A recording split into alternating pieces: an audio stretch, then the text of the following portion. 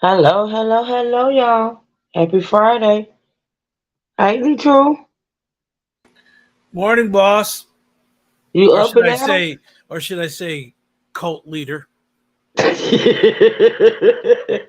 You up and at 'em this morning? You are Oh up yeah, and yeah, at yeah, 'em. yeah. That steroid shot and them breathing treatments do a wonder. Oh, wow. I'm so glad you're feeling better. That is good, good. Let me come out of this app that I'm on. Hold on.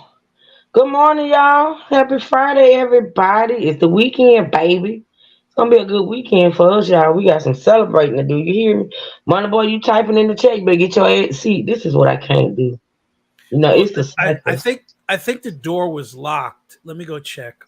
Might have been I might have locked. locked his ass out because you know I fired him. Oh, what, you fired him last night? Shit. I think I fired Money Boy yesterday morning. He still He trying just to hold on. he just keeps showing up. Uh-huh. That's how You they have do. to remove his time card. That's how they do.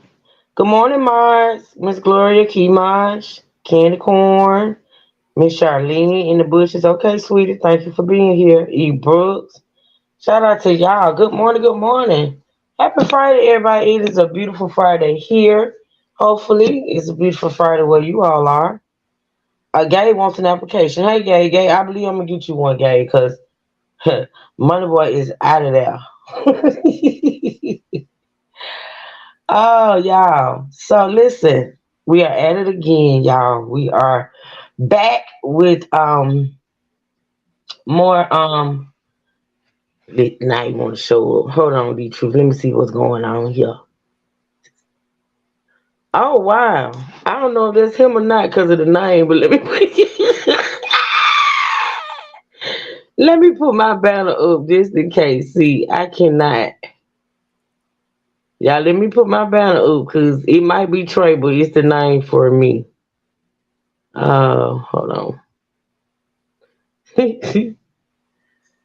Ooh, child. It's too early and then it's a Friday, so I guess it's to be expected.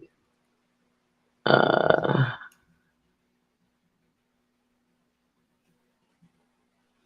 Why you taking so damn long? All you got to do is just good put morning. yourself on solo.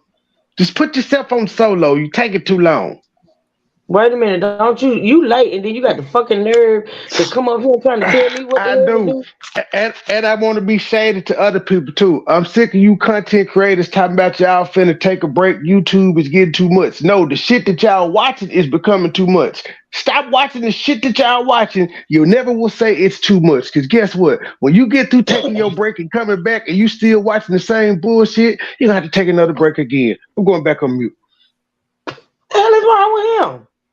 Well, I'd like to say that there's usually disciplinary action after you talk to our cult leader like that. Yeah, he got to get it. I don't know what the hell wrong with him. He done came up here and showed out. What the hell going on with What him? what the hell was that? Looked like a POW right there on the stand. What the hell was that? Well, POW, prisoner of war. Yeah, he looked like he was in shock. Hey, heathen. Hey, girl. Hey, Miss Margie. Hey, Slade. Y'all, come on in. Come on in. Hey, listen, it's already started, Lord Jesus. I can see what this weekend gonna hit. Oh, Lord have mercy. So, listen, y'all, let me do this right quick. For those that don't know, shout out to our Raina Pooh. Raina Pooh hit her 500 last night. That she was her milestone of 500 plus. Okay, so shout out to Raina Pooh this morning. Also, shout out to Miss Liz in the Truth, who, of course, hit that thou wow. They hit that thou wow. It's the thou wow. So, yeah, y'all make sure y'all continue to congratulate. I'm You make, on vacation again, man? Man, take more vacations. I'm on, I'm making my promo right now for tonight. Sir, Man, did you get my email, D Truth? Which email? Let me look. Hold up. The one where I said apply for monetization, nigga. Yeah, I got that. I did. I'm working on it. Okay. I'm Okay, working just on it. just just as long as you do. Okay. I have a few things going on, so I'll just let you guys know. I have an LLC in the works, and Stop Mm. telling your business. I have a trademark in the works. Come on. Come on with it. So I can't do monetization until my LLC is done and my Oh, you trademark can. is done. Well, you can actually apply for it. You just don't have to activate it. Just apply for it. So when you do get all your ducks in a row, all you gotta do is flip the switch. Oh, okay. But they'll let you know when you can apply for it. Though I'm just saying They, when they do offer it, apply. they gonna laugh at me, but still. Not like don't you see? I think you got your watch time hours and stuff.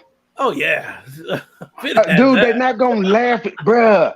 I'm Well, monetized. I talk shit. but I'm good. the only videos that will get monetized are going to be my videos I put up. None of my lives will be monetized. What's Because wrong of the with that? music.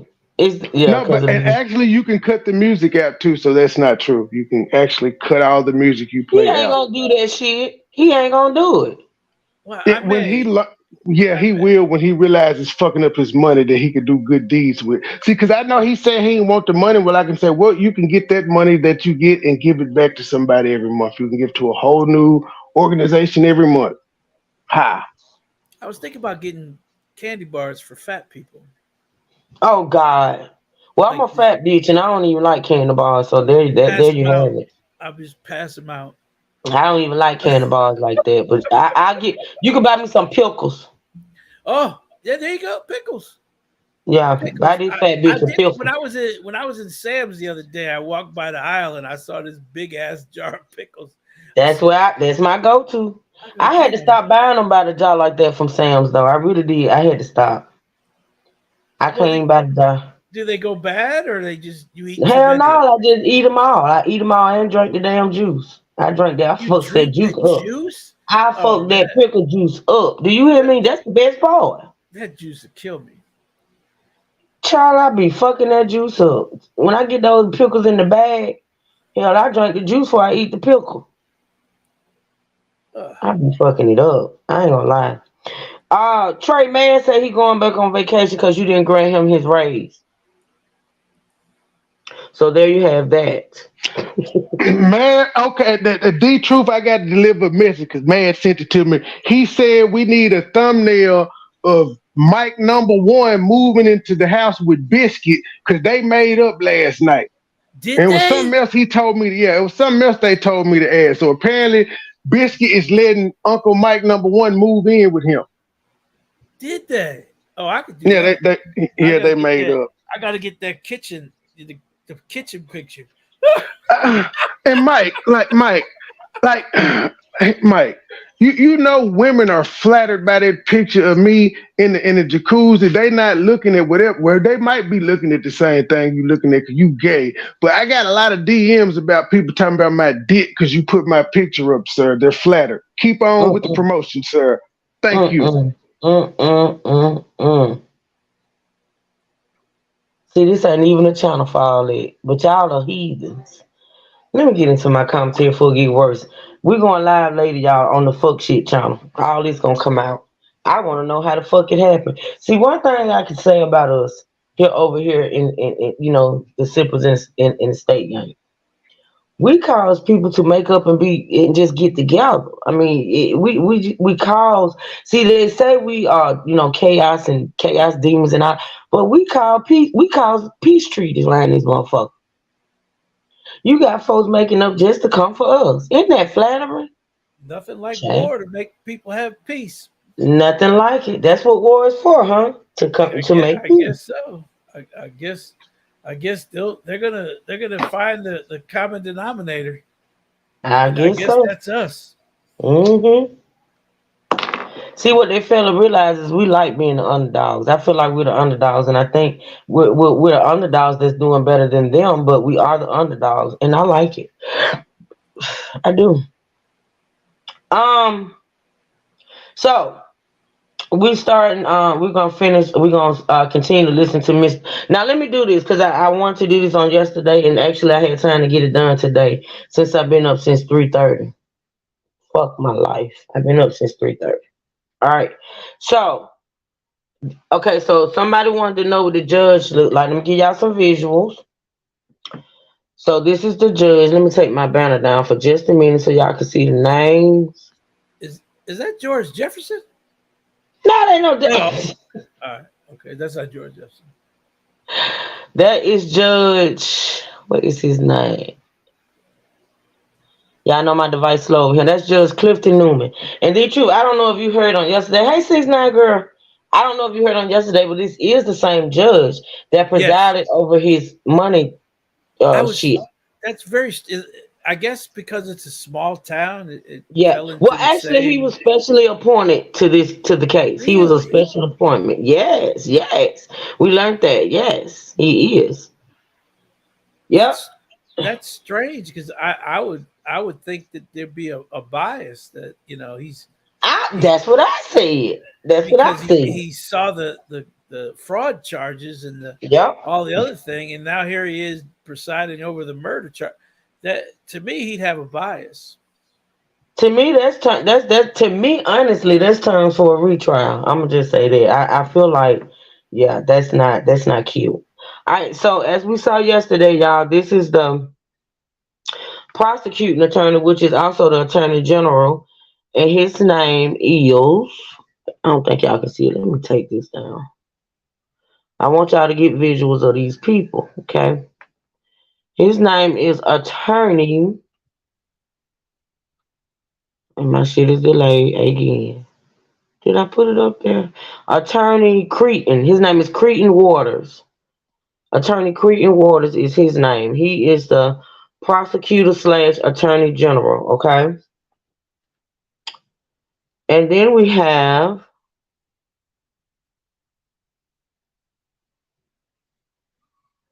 I hate this. I'm gonna get myself straight this weekend as far as these damn devices. Honestly, I am. Okay, and then we have Dick. Okay, and Dick is a dick. But then we have Mr. Attorney. Well, at least he doesn't have them gray, bushy eyebrows like most of these dudes have that look like that. Yeah. Them big, giant, gray, bushy eyebrows. Yeah, Because this is the this is the defense attorney, Attorney Dick Harpootling. That's his name. All right, so that's the defense attorney, y'all. they must And have so, fucked him up in school. Good ah! morning, Dick. Harpoot. Hey, Harpoot. What up, Hey Harpoot? Pooh, hey Yeah. Hey, Pooter, what hey up, Poot? Pooter. Dick Poot. Ah, What up, Dick Poot? what up, Dick Pooh? Okay, and then last but not least, we have the guy that's on the stand today that we're listening to. His name is. Let me get him up here. This is the one of the first responders. He's a detective, and his name is Detective Daniel Green. Uh, the truth calls him a prisoner of war. Honestly. He looks traumatized right there, don't he? I guess it's because his eyes are like so big right there. hmm Maybe not such a great screenshot I did for him, but yeah, that's who we have right here, and that's who's testifying in this moment. So let me put my banners back up, and then we're gonna get into it, y'all. It was getting good.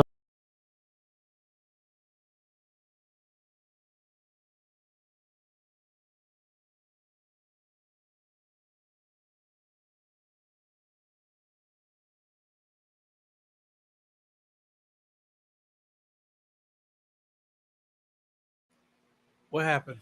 True. Did We, she did she I drop? said that was not gonna happen again. I was not gonna miss a day, and You I know, did I not. I gotta talk to you about it. Ma'am, we didn't hear shit you said for like Nothing. 30 seconds. Yeah, it was like dead silence. But I need to talk to you about a stream deck. You ever heard of a stream deck? What's that? It actually you set up everything on a stream deck. You just push a button and it starts. What do you mean, like on Oh, the stream? pretty much he talking about a Yeah, board with it's a all little. your drops and stuff set Yep, up. everything's set up. Everything has a button. Everything you just push the button and your drops go, and the sound comes over. You want to start a video? You push the button, start the video. Yeah, Gabe said, yeah, there is a mobile version for your phone. She went dead again.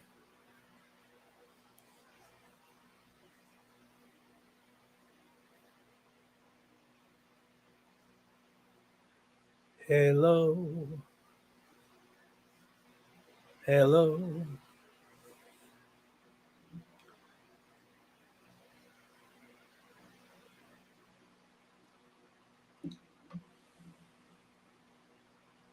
Hello. Are we here?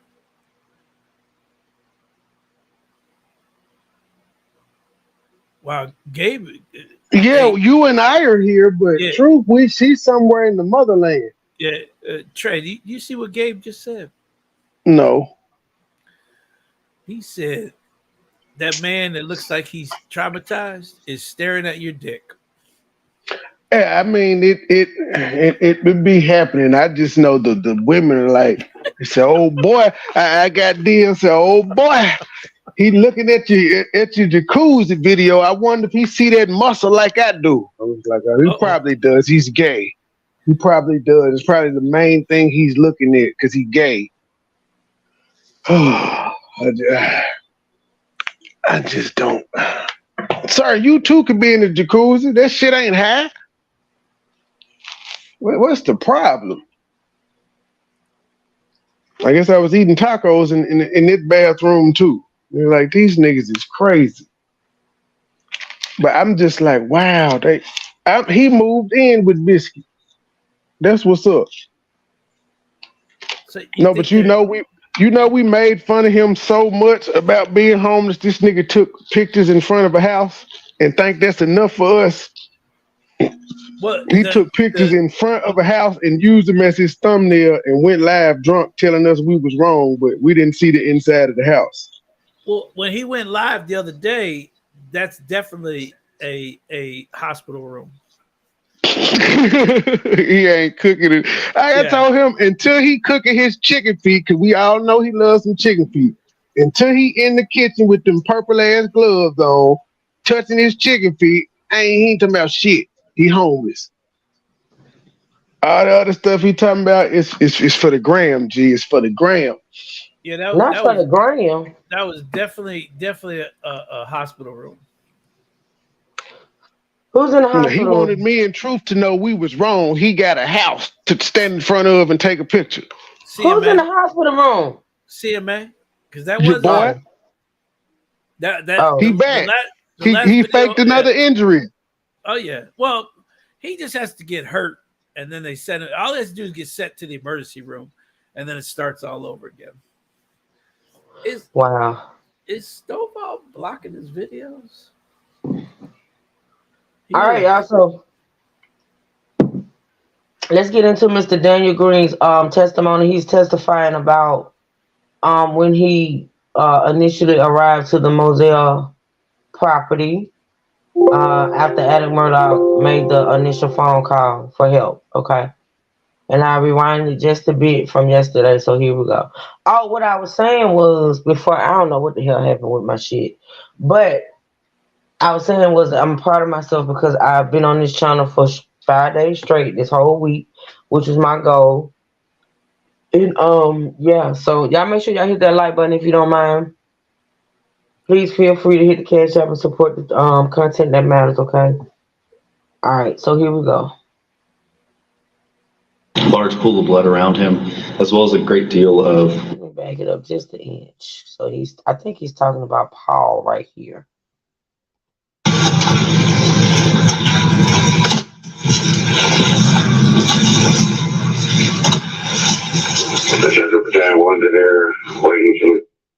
And right now, for those that wasn't here on yesterday when we ended, they're listening to and viewing, which I can't see on my end. They're listening to and viewing the body cam footage of Detective Green. When Detective Green went out to the scene, he had body cam on, and they're listening and viewing the footage, but they're not showing it. It's like on monitors. They're watching the monitors in the courtroom. Okay.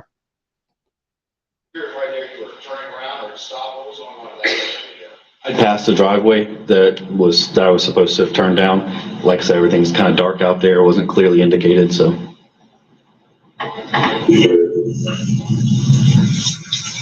Central, that was 4147 or 57? 4147. Keep your vehicle in the driveway with the flashes on. That's going to be the caller. Copy, I'm going on scene. It's got a long driveway, but the mailbox out front is labeled. He's not at the end of the driveway. He might be by the house. That's the mailbox with the correct number for 4147 Moselle. It is. And is that the incident location where you discovered the victims? That's correct. Copy. I'm getting out of the car now. Copy.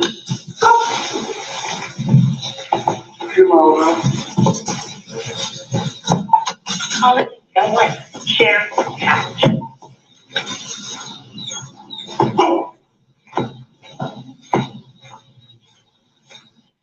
Right there to the left of the screen. What did you see right there? I have 22 lights and 39 people in the building. If y'all don't mind, please go out and hit the like button. Then take a minute and it's free. Can you go out and hit the like button and come back in? If you don't mind. Thank you. To the left was Paul's body. He was laying face down on the ground. Large pool of blood around him, as well as a great deal of water that was immediately around his body. Was it that water? Was it just around? Was it down the entire kennel concrete pad, or was it mostly just? No, you could see walking down the kennel as I got out. The closer I got to Paul's body, the more water there was. Had it been raining enough at this point in time to wet the entire, to cause that amount of water? Objection, Your Honor, calls for speculation. That's the rule. Answer the question, please. I don't recall if it had been raining a whole lot that evening, but given where the water was, it did not appear that rain had caused that water. Ladies and gentlemen, there is an objection. If I sustain the objection, you are to then disregard the question and any responses. If I overrule the objection, then you may consider the responses and the question is deemed appropriate. You may proceed. Thank you, Your Honor. I'm gonna back it up just a little bit. It's nearly too far, so I'm just gonna roll from here again.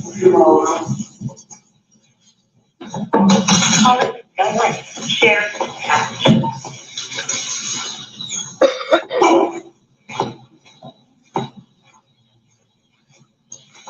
Central 717 scene is secure.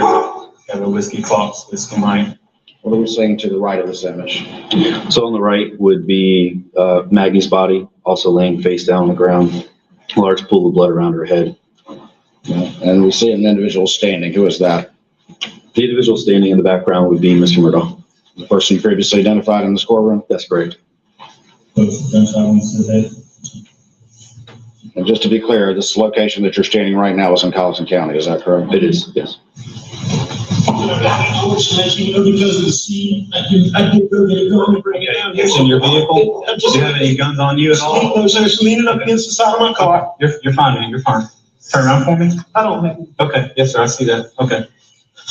This is your wife and son? I'm sorry. Okay.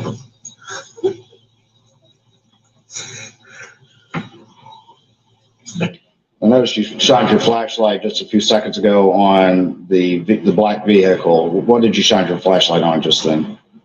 You could see the shotgun leaning up against the side of that vehicle. Were the flashers on the vehicle right there in the image? I believe so, yes. It's bad. Take the pulses. Good morning, Venus. Good morning. This is the firearm you brought from inside the house? Yes, sir. Yes, sir. I went get. This is a long story. My son was in a boat wreck a few months back. Good morning, Niecy. Have a good day at work, sweetie. Getting threats. Most stuff has been benign stuff we didn't take serious. Okay. He's been getting like punched. I know that's somebody. I know that's what it is. Okay. When did? Was that Now, when you?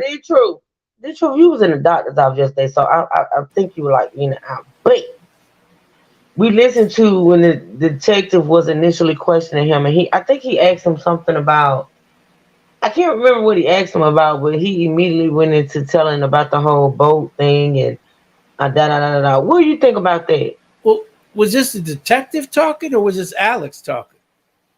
Well, it's a detective. This guy right here that's testifying is him talking to Alex and asking Alex questions. This is the video recording. Yeah, it's the body cam. It's the The body body cam. cam. I was confused because I heard Alex talking.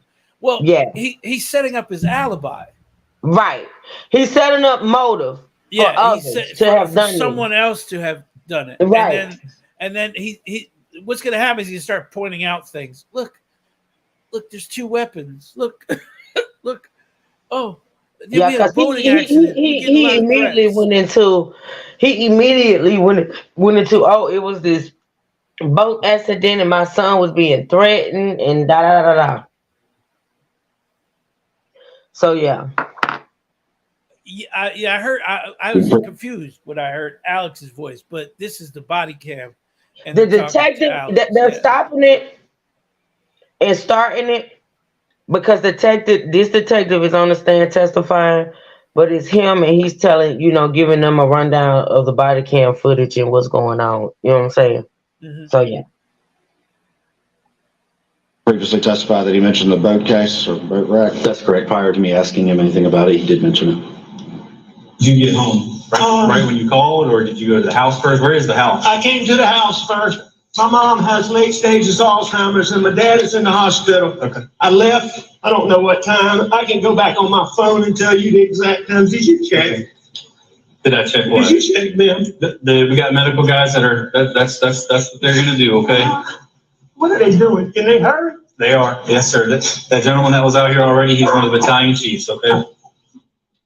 Right before that discussion, did Mr. Murdaugh offer to go on his phone and check? He did. He did. He wanted to verify exactly the timing of his arrival.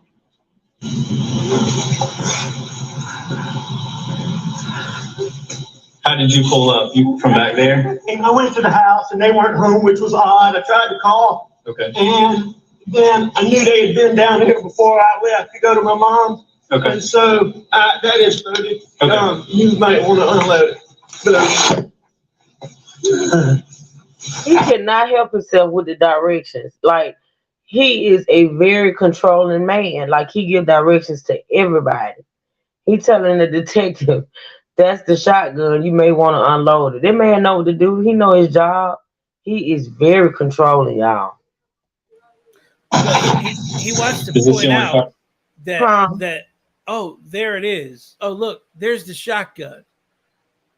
And then he's going to start pointing other things out because he wants to make sure that the police see these things. Mm-hmm.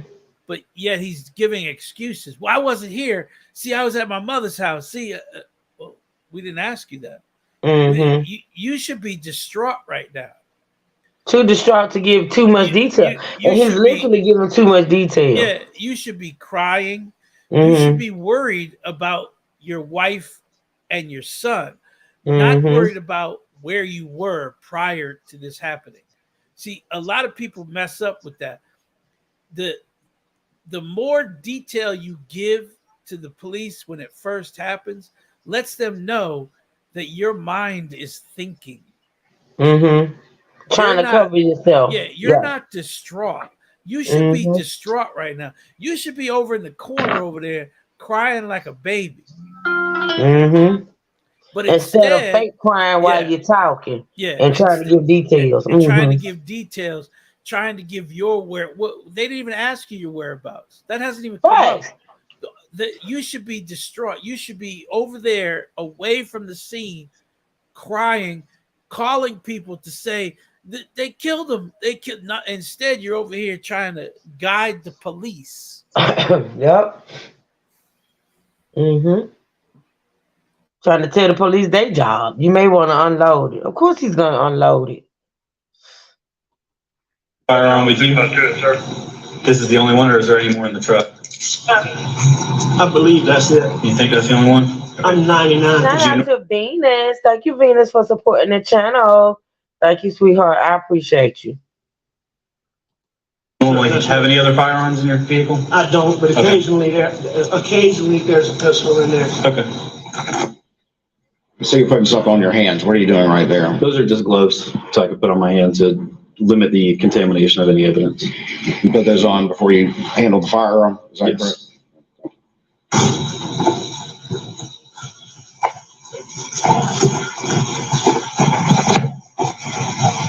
Just wait right here for me for a second, okay?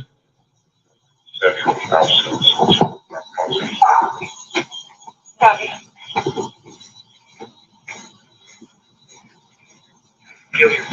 What are you doing right now? At this point, I'm walking back to my vehicle to secure that shotgun inside my vehicle.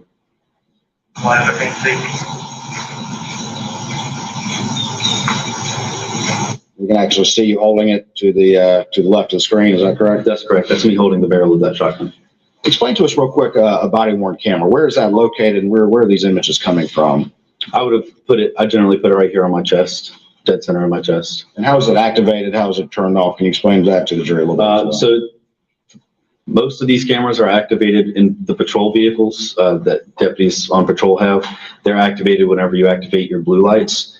So as soon as I turn my blue lights on, it activates my dash camera as well as my body-worn camera. Okay. And then how do you ultimately turn it off? It's got a button on the front of it that you can press. If it did not originally activate it, you would press that button to turn it on to start the recording. And then whenever you're done recording, you press that same button to stop the recording.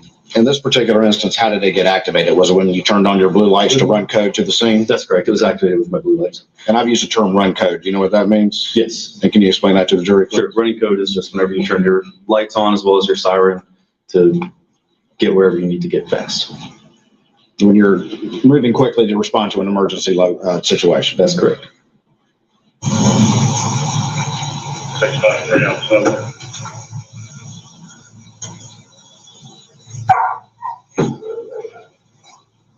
Go ahead, sir. Yeah, well, I've already spoken with Captain Daly.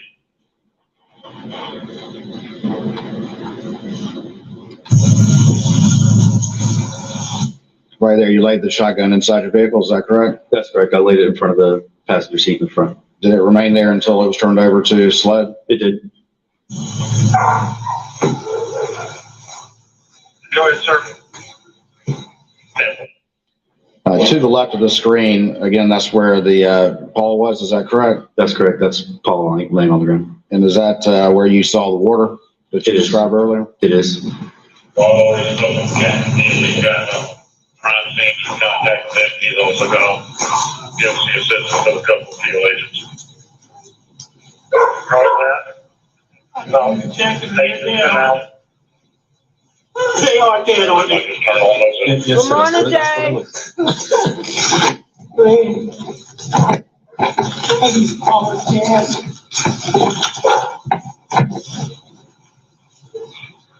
Where are you now?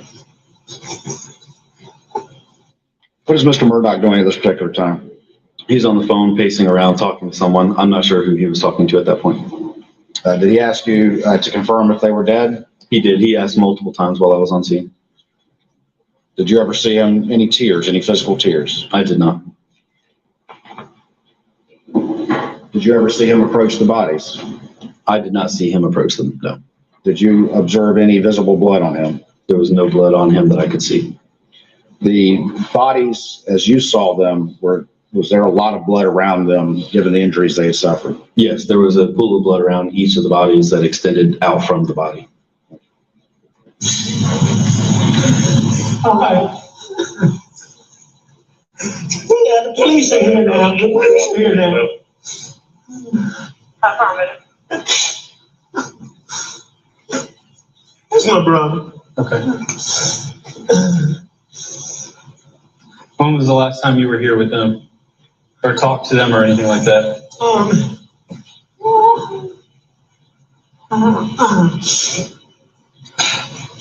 It was earlier tonight. I don't know the exact time, but Okay. I left. I was probably gone an hour and a half from my mom's, and I saw them about 45 minutes before that. Okay. I rode around with Paul for 2 hours this afternoon in the pickup truck. That's your son, Paul? Okay. Somebody go to check them. Yes, sir. They've already checked them. They did check them. They think they're dead. Yes, sir. That's what it looks like.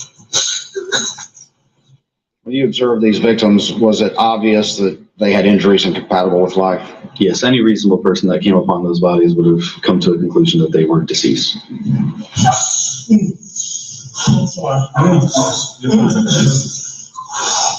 I'm very sorry.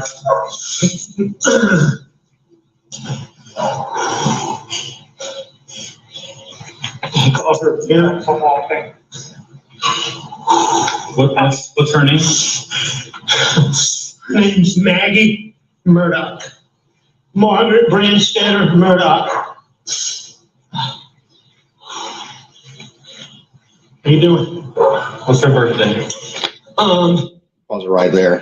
What did the defendant just say? Let me back it up. Margaret Brandstetter Murdaugh. How you doing? What did the defendant say right there? So while I'm in the process of gathering information about the two victims from Mr. Murdaugh, somebody walks by behind me and he pauses what he's telling me to say, "Hey, how you doing?" How you doing? Yeah. And who was that he said that to?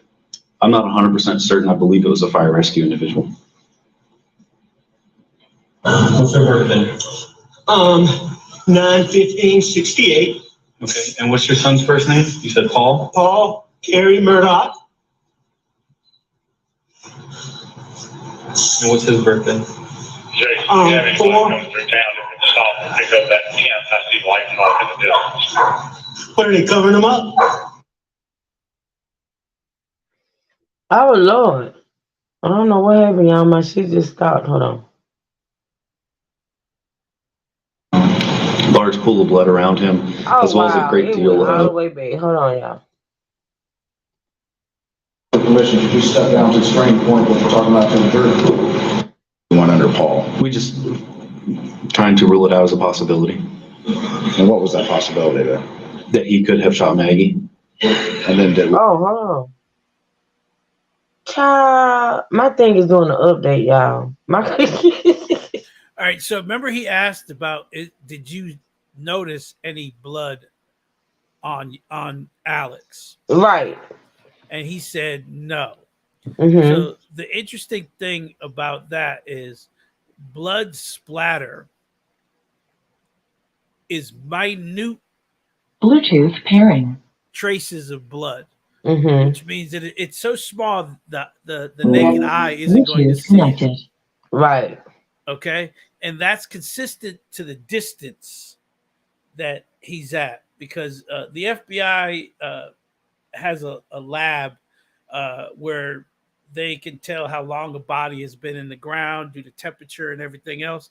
So they also have a blood splatter lab that shows how far the blood would splatter from numerous weapons. So when they checked his clothes, that's when they found the blood splatters on his clothes. So you can't see it unless they look at it with a microscope. And he had on a white t-shirt. He probably, but again, depending on where Paul was, Mm-hmm.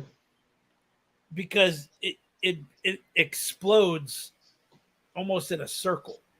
Cause he blew, I mean, and I don't mean to be graphic, y'all, but he blew Paul's head like off. He So it would, the distance he was at, it was probably mostly on his shoes and the lower half of his pants. Mm-hmm.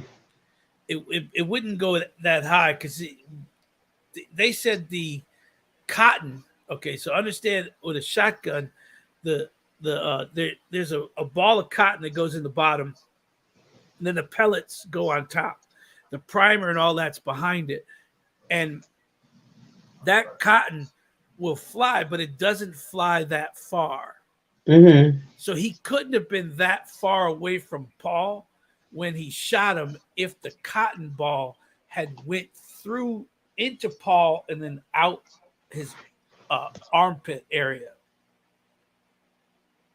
So it could have been more than maybe 10, 15 feet, if that, maybe less than 10. You see what I'm saying? So that's why the blood splatter will be on his shoes and on his pants. Now, there's no way to get blood splatter on you unless you're there when it happens.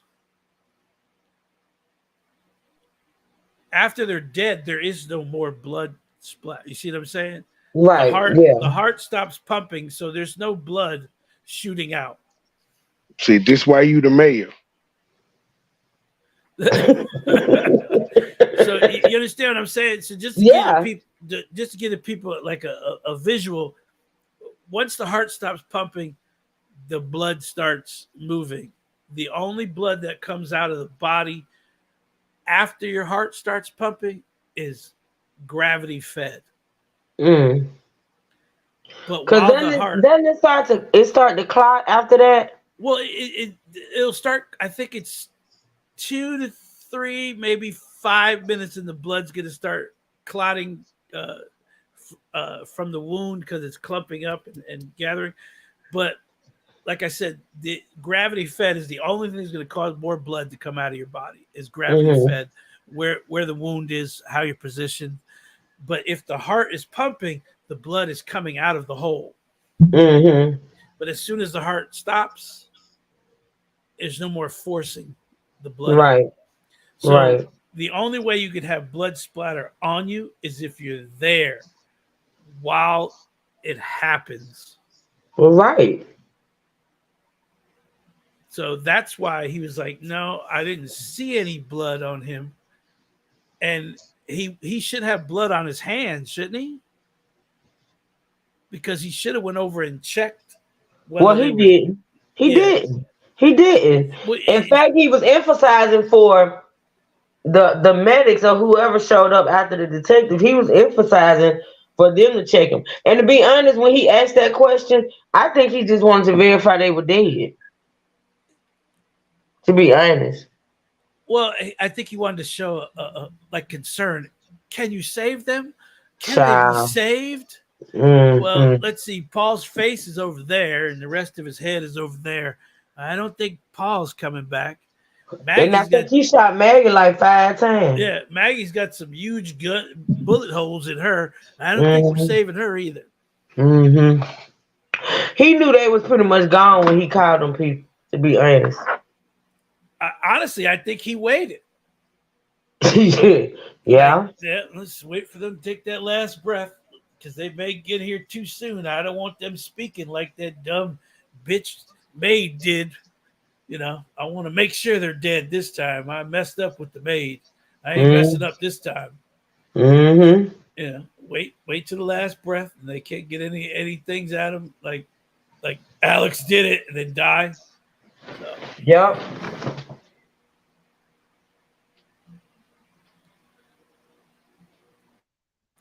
You got your start. I'm sorry. I was looking at my camera. I thought I heard somebody in my driveway. Okay, I'm sorry. Is it working? Huh? Is your stuff working? My camera? No, your. No, I was looking at my camera because I thought I heard somebody in my driveway. All right, so here we go, y'all. Fire rescue might have some more sheets we can steal. That's right. It shouldn't be about 5 law enforcement. So There is law enforcement.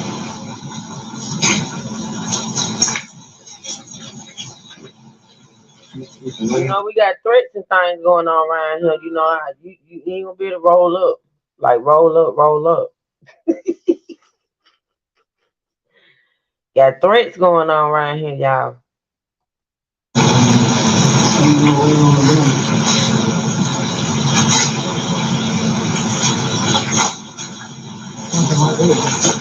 Y'all gotta see him. Like I said, I wish I could bring these visuals, but he said they show him at the defense table, y'all. He is really trying to force it. Tell the truth. I don't know if you watched this. I think you said you didn't, right? I watched some of it. He at this defense table, baby. He got his head. He is really trying. He is really acting. This is weird. He better, because if he's sitting over there doodling, the jury can see that. Well, hell, they didn't believe what he was doing anyway. Hell, they found him, you know.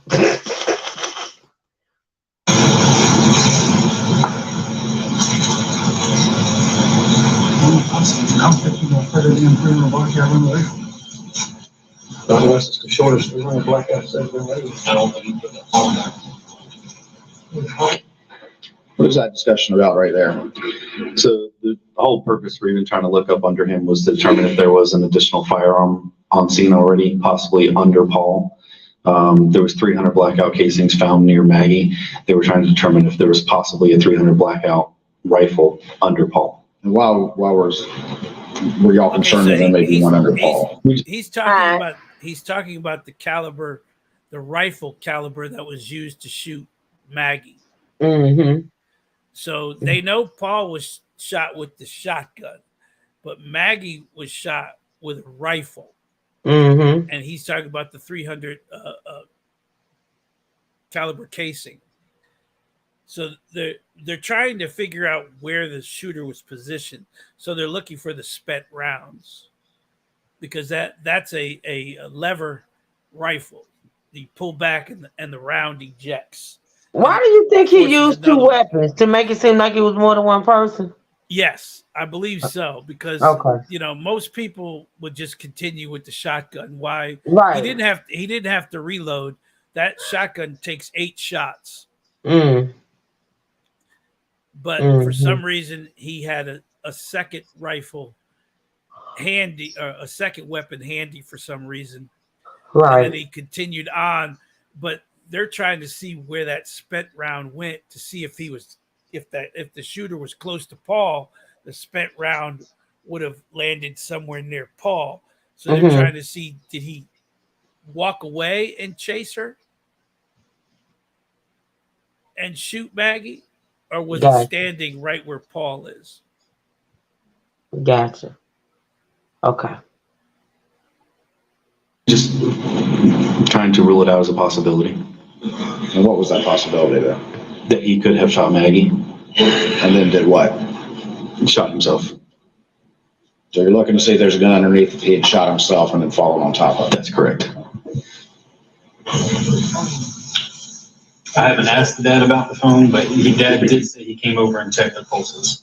Did you see a phone near Paul when you were up on the scene? Yes, there was a phone laying on top of him near his back pockets of his shorts.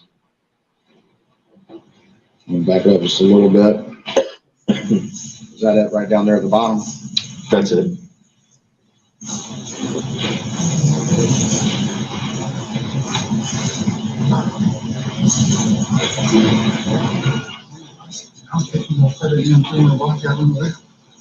Oh, so they were ruling out murder-suicide.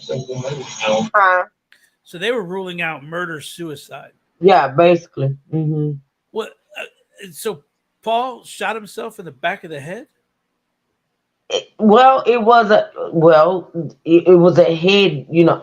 Listen, normally when people off themselves, they do shoot themselves in the head. Yeah, but but they didn't. I don't think in that moment they could tell that it was from the back, in the back. They just know the entry wound was the back instead of the front. Okay. Right. Yeah. Right. Well, with Paul, they just said his head was blown off and there was brains everywhere. I don't think there was no inner exit. It was just head everywhere. But again, they have to rule out every possibility. So they're just making sure that it wasn't that, because sometimes maybe they're thinking that he shot Maggie, then Maggie shot him in retaliation, or Maggie shot him and Paul shot her. So, but to me, it's this is definitely their spent rifle rounds. I don't think Paul is hiding a rifle under his body right now. See, they was thinking that maybe he shot himself and then fell on the weapon. They was just making sure it wasn't a weapon up under him in this moment.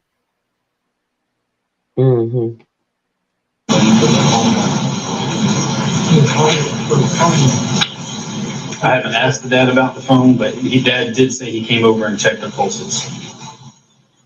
Beyond that, I don't know what else to make.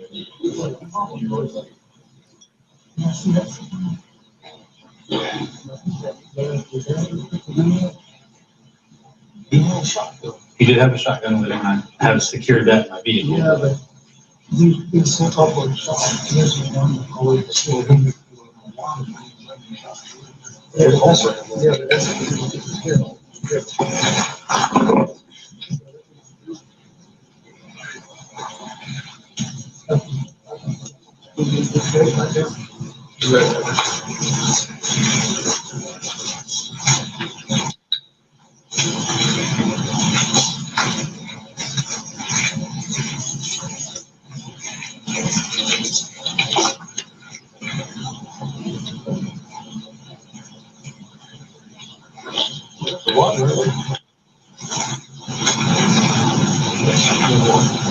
Yep. So we got multiple gunshots out of that window too. You see a shell, At least 3 shells.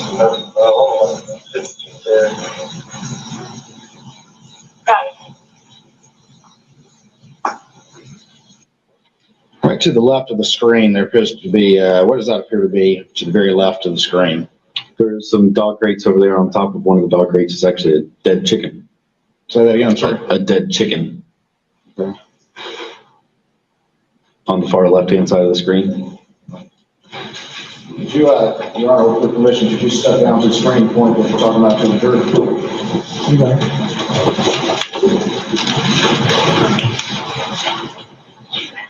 It's difficult to see, but right here on top of that small dog crate is what appeared to be a dead chicken. Do it again, please. This area right here. Right, thank you.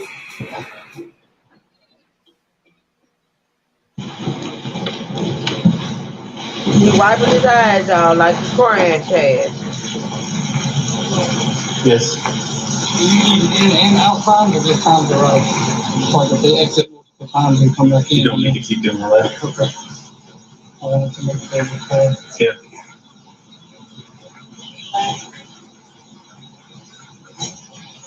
Good morning, Fawn. You good, baby?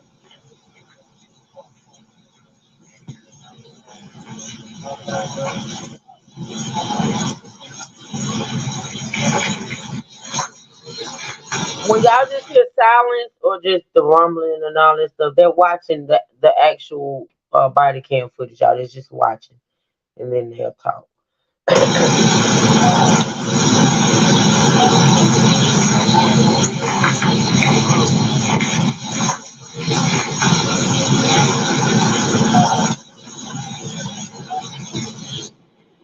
Is that it? That's your lights on right there? That's correct. That's when I was really noticing the chicken.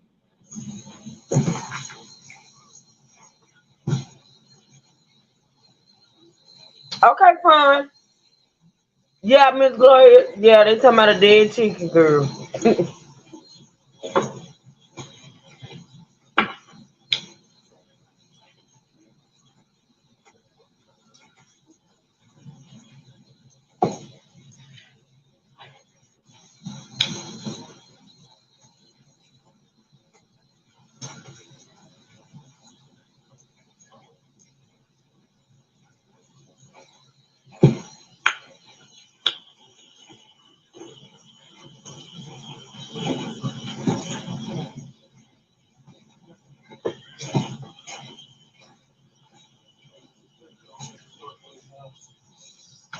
Just so you know, I've got at least 5 holes in the window in the back of that shed where rounds are exiting out the back that way. Which is gonna be what we got because of the water. He was getting shot. It is currently in my vehicle. Yep.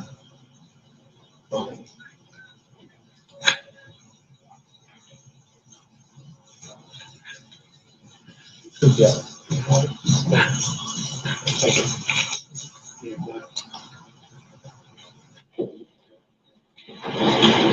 First of all,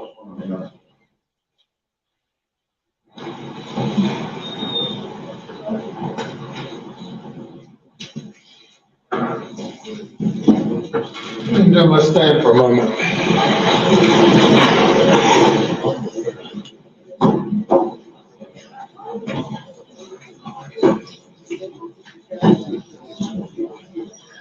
Now, right here, for some reason, they going into recess. I have no clue why. Let's see.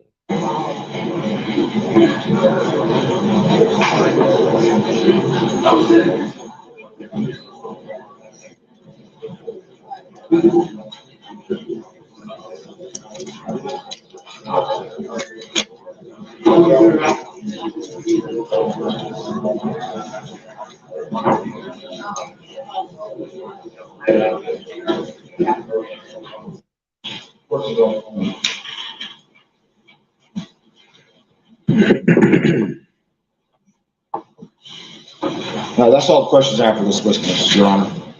Cross-examination.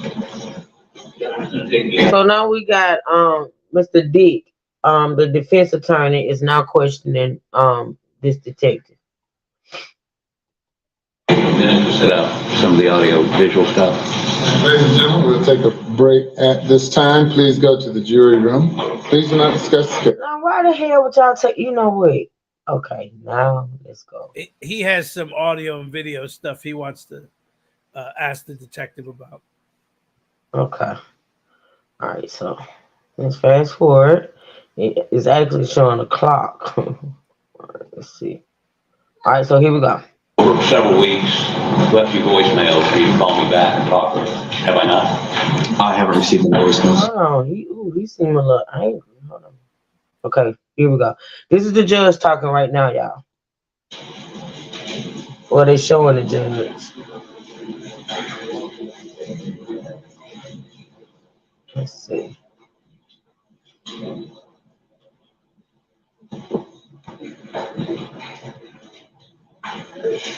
So all they is doing up there on the phone. What are you sexting?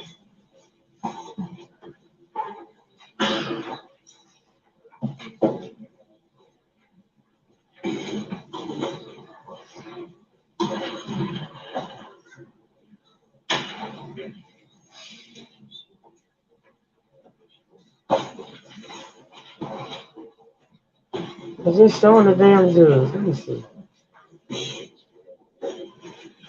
Okay, here we go. So Dick is about to approach. You may proceed. Your Honor.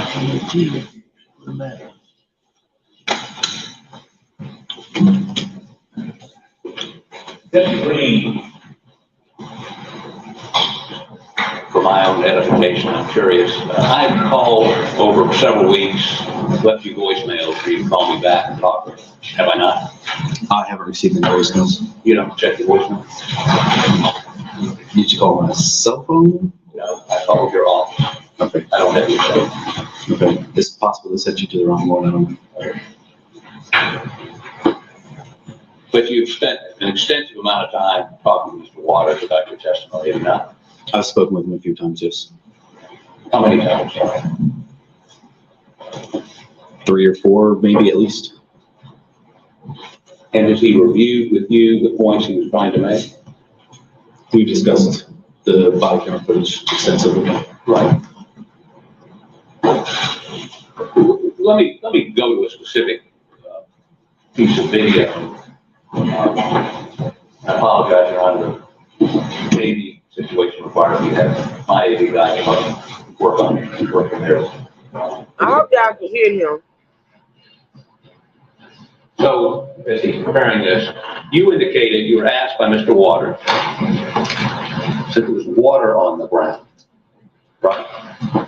It had been raining and you saw water, right? That's correct. And as I understand it, and we're going to look at the video in just a minute, that water was primarily, at least what we see in your video, on the concrete area around the dog pens, correct? That's what it appears. Okay. And let's go to that first. Share.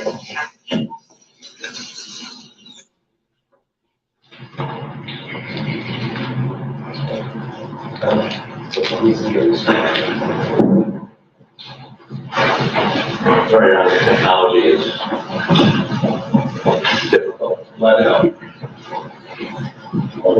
Let it help. Yeah. Share.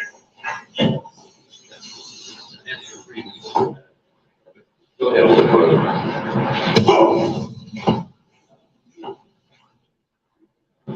Okay, back it up just a little bit, would you? Just back it up a little bit.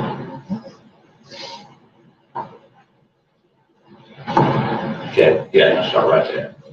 Yeah, you stop it just a second.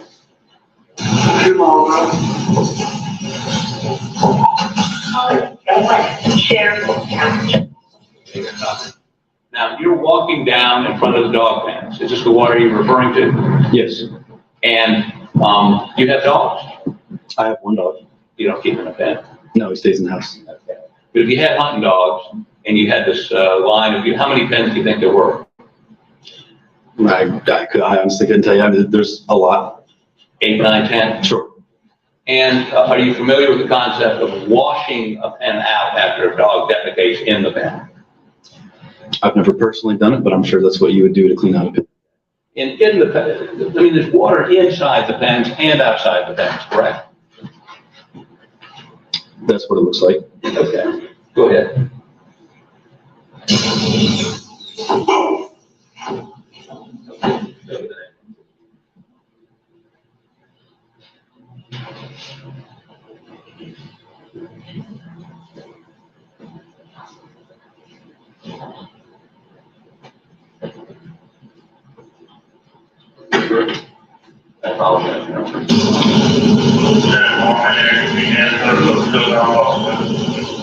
And again, we're looking at the dog pen, and the water appears to be outside the pen on the top.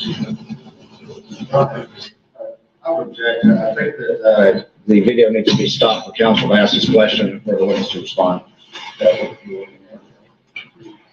You're posing a question while playing the video, I'm sorry, Aaron. or making a statement while playing the video. Sorry, the technology again is moving on. Okay, so again, this shows the same area, shows water on the concrete outside these dog pens, correct? Yes. Go to the next one, please.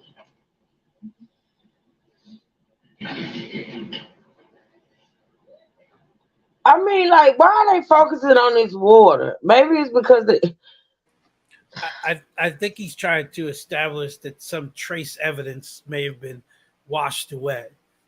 That's what I was thinking. Yeah. Like maybe he washed himself off or something like that. Well, they're not trying to. This is the defense, so they're trying to say that any evidence taken from here would probably be tainted because there's water everywhere. So we don't know who could have been there. Right. Remember, they have the defense is trying to prove that there was other people there. Right. Alex came later, and there was other people there.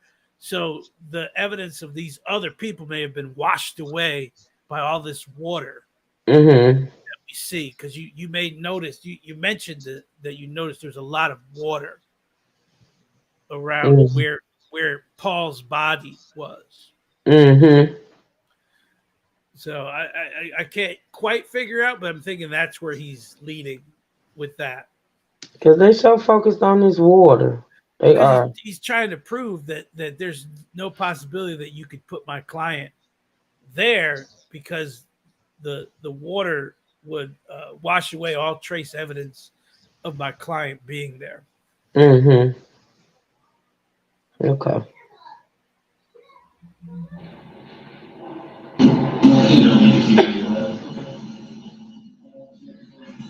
Yeah.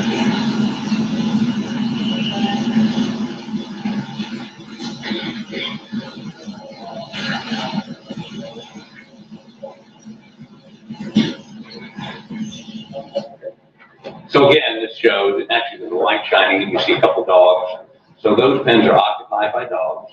There's water outside the pen and inside the pen as if somebody attempted to wash something out of the pens, correct? There is water both inside and outside of the pen, yes.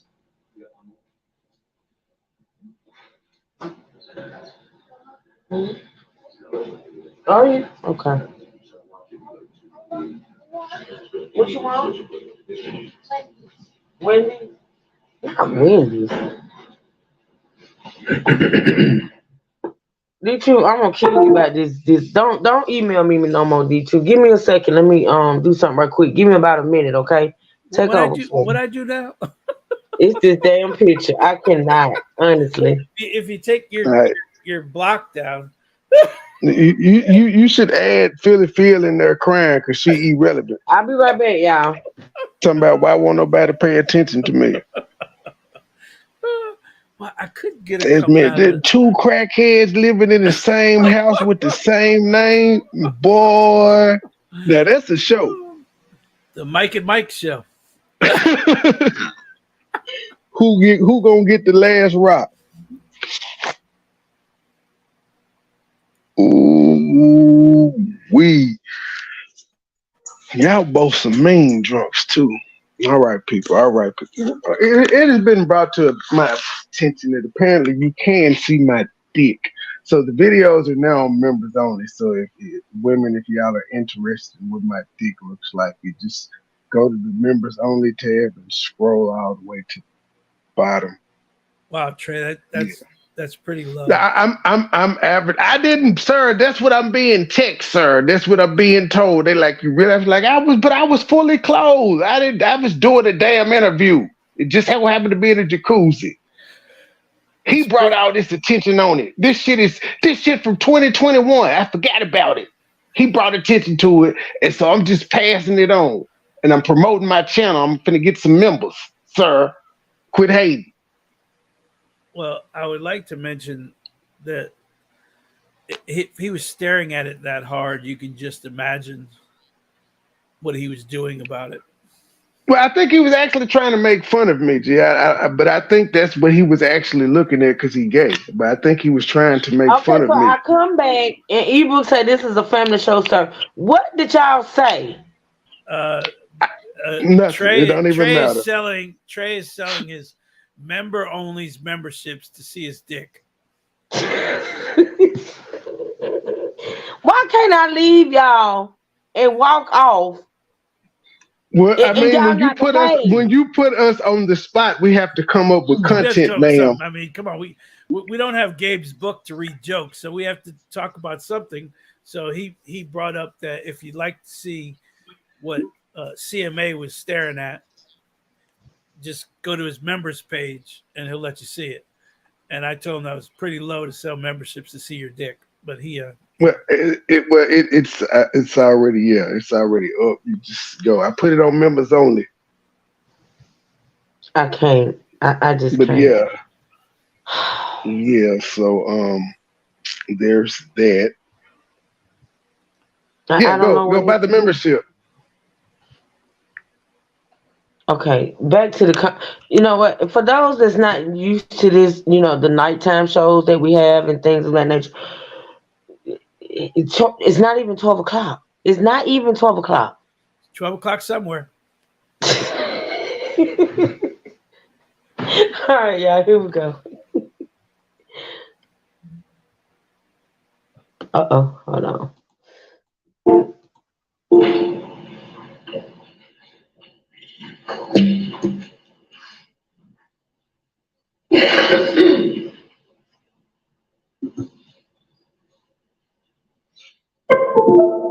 Again, I apologize, Your Honor, but the technology is more complicated than.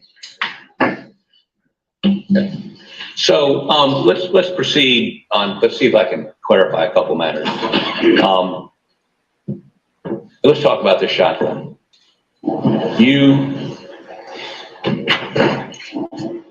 This is the shotgun that Mr. Murdaugh was carrying or had leaning up against the car when you got there. Is that correct? It was leaning up against that vehicle, yes.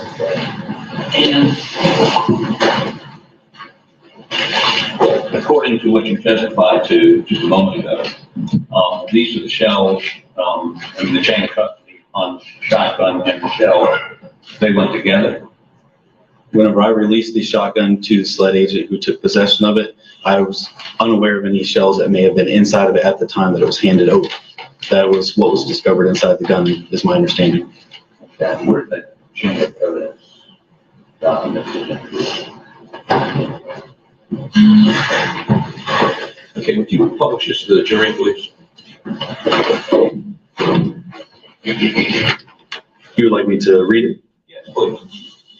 The Camo Benelli Super Black Eagle 3 12-gauge shotgun, serial number U573210E17, one unfired shot shell 12-gauge Federal, one unfired shot shell Winchester 16-gauge.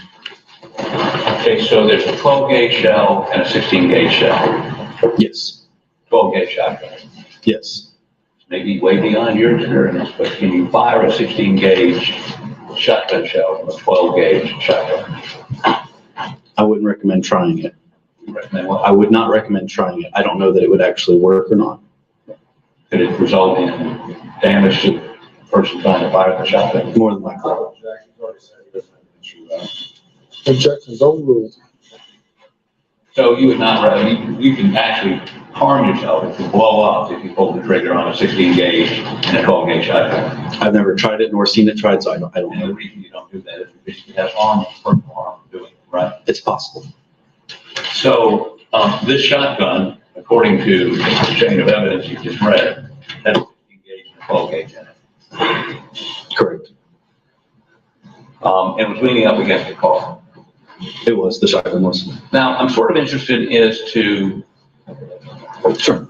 I'm sort of interested as to why, well, let me just cut a chase on this. There's discussion on this tape, that there was a theory that Paul had shot his mother and then shot himself.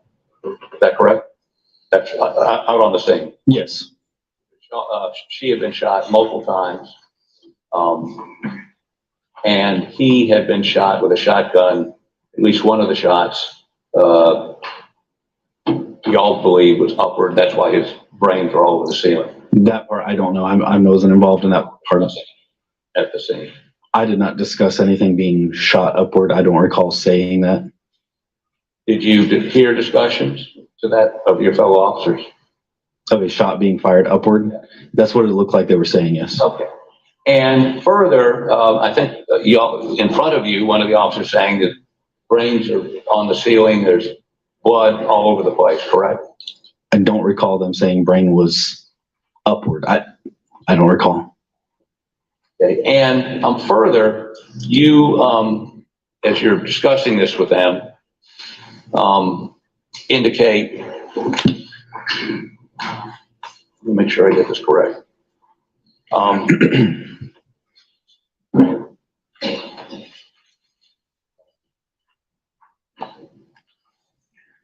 You indicate there are multiple, or someone indicates to you there are multiple blackout rounds around Maggie's body in the vicinity, correct? Not rounds, but shell casings. Sorry, shell casings. Now, let me ask you this. When you got there, didn't the fire chief and the fire department arrive before you did? No, sir, I was first on scene. Okay, did they arrive while you were there? One of the fire rescue workers, I believe it was Barry McCoy. And when you got there, we hear unidentified person, and in your notes, you indicate it was the fire chief, I believe, that indicated to you, pointed out to you tire tracks, and you went over and looked at those tire tracks, and there were multiple tire tracks coming and going, correct? I don't know that someone indicated them to me. I believe I just saw them. Okay. And what did you do to preserve those? The tire tracks, nothing. And you certainly are not an expert in tire tracks. I'm not. So you couldn't tell whether it was multiple vehicles or one vehicle. No. And it may have been multiple vehicles. May have been. Did you take pictures of the tracks? I did not take any pictures of the scene. Instruct anyone to take pictures of the tracks? No, sir, that's not my job. When arrived, did you tell them about the tracks? No, sir, not my job. You regret not doing that. It's not part of my job description. So what's your job to even tell them there were multiple tire tracks? If it had come up, if I had been asked, yes. And in addition to that, since they were not secured in any way, multiple vehicles, law enforcement vehicles and others drove over those tracks. That's possible. I wasn't over there the whole time to know what kind of vehicles were driving in the area. Well, by the time Sled got there, did you strike that? You never took Sled over and pointed out tire tracks. Not to my recollection, I did not. Was there somebody there with your department that should have done that? I have no idea what they do with their job descriptions as far as what they point out to additional investigators. Did somebody from fire and rescue point out footprints? I believe on my body camera there is a fire rescue individual pointing out some footprints. Okay, did you take pictures of those? I did not. Did you tell Sled about them? I did not. So nobody attempted to determine whether those were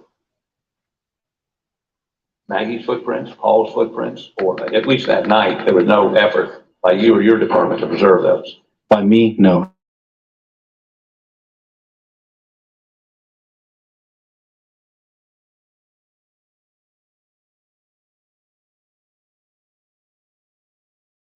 Hello, cut out.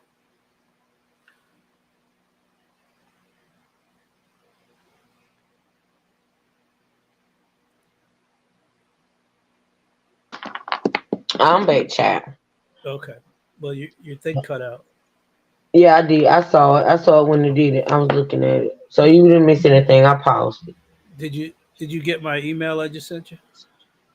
Hold on. So Dick is hostile. Dick is mad. Like Dick. Because Dick is trying to break the chain of custody, meaning where was the gun? Did you turn the gun over to Sled? Why didn't you secure the scene? Did other cars drive over tracks? Because remember, they're trying to establish that there was someone else there. Mm-hmm. And they have what happens, they have to account for every tire track coming up. And I get that. And I get that. And the fact that I think the defense is like the whole thing is it was other people there, like, you know, somebody else there and more than one person there. I can see why they focusing on the tire tracks and all of that stuff. Trey said he's backstage. Well, but again, he's trying to say that there was multiple agencies there. They drove all over the property. Did you guys not collect the tire tracks? But that's pretty much compromised evidence. Yeah, that's not his job. Forensics' job is to check the tire tracks, not the police. They can make note of tire tracks, but forensic is the one that has to do the tire treads and stuff like that. Even if the cops drove over things, they could see if there's different treads. So, you know, I don't think they even looked at tire treads because that property, they drive everywhere. I mean, I can imagine like four-wheelers. I can imagine all type of ride lawnmowers. I can just all type of little, you know, motor vehicles, not just cars or whatever. He also established why his truck would be, because he said me and Paul drove around about 2 hours earlier. Because he's trying to say that, well, my tire tracks could be anywhere. Me and Paul drove around earlier because the question would be, your truck is parked here, but yet we have tire tracks over there. Did you move your truck? Did you come in later? And his answer is, well, me and Paul went for a ride earlier in my truck. That's what that video of him and Paul looking at trees was. So he's establishing that my vehicle would show, plus it's his property, so his vehicle should be everywhere. But again, the police can tell a fresh track versus a track that's a day old. Absolutely. Old, and that's probably why they focus on that water too, because you know with water and tracks.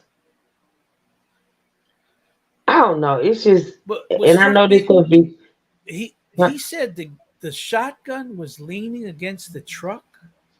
Yeah, the shotgun. Okay, he's talking about the shotgun that he had because he told them that when he came home and found them, you know, shot, he grabbed his shotgun in case somebody was still on the property.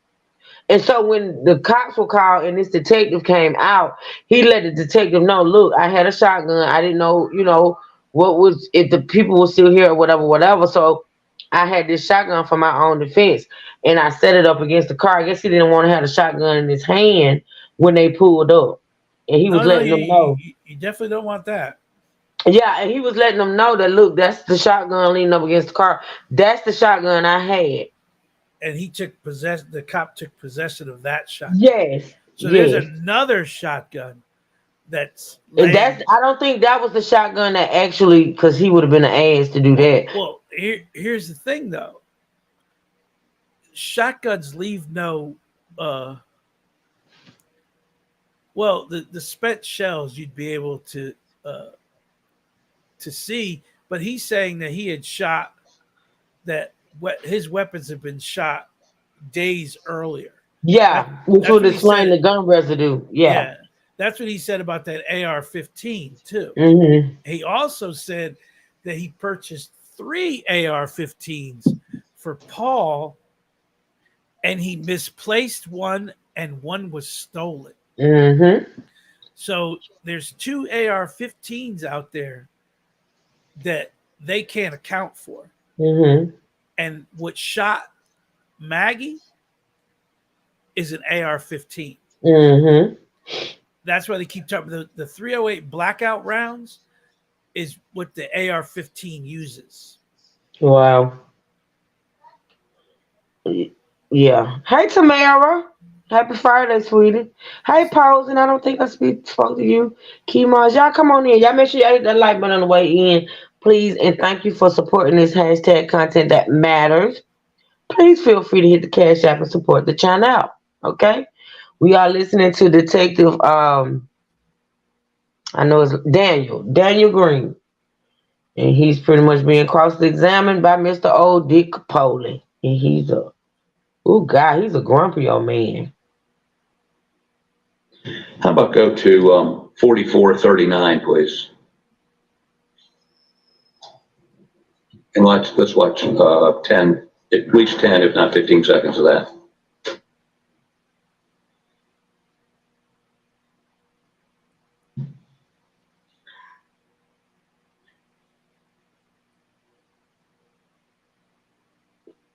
They on mute for some reason.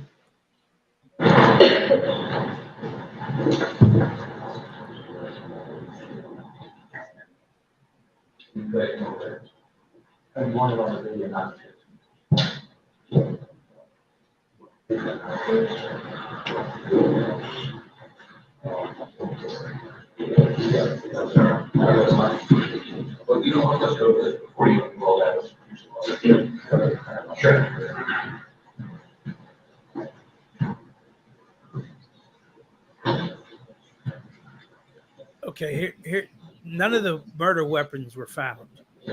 Because you gotta remember, I think later on in the testimony, the housekeeper at the mama and the dad's house is gonna testify that he came there that night with a tarp. I think that maybe those guns were in, but that's gonna come later. He got rid of those guns. He absolutely got rid of those guns.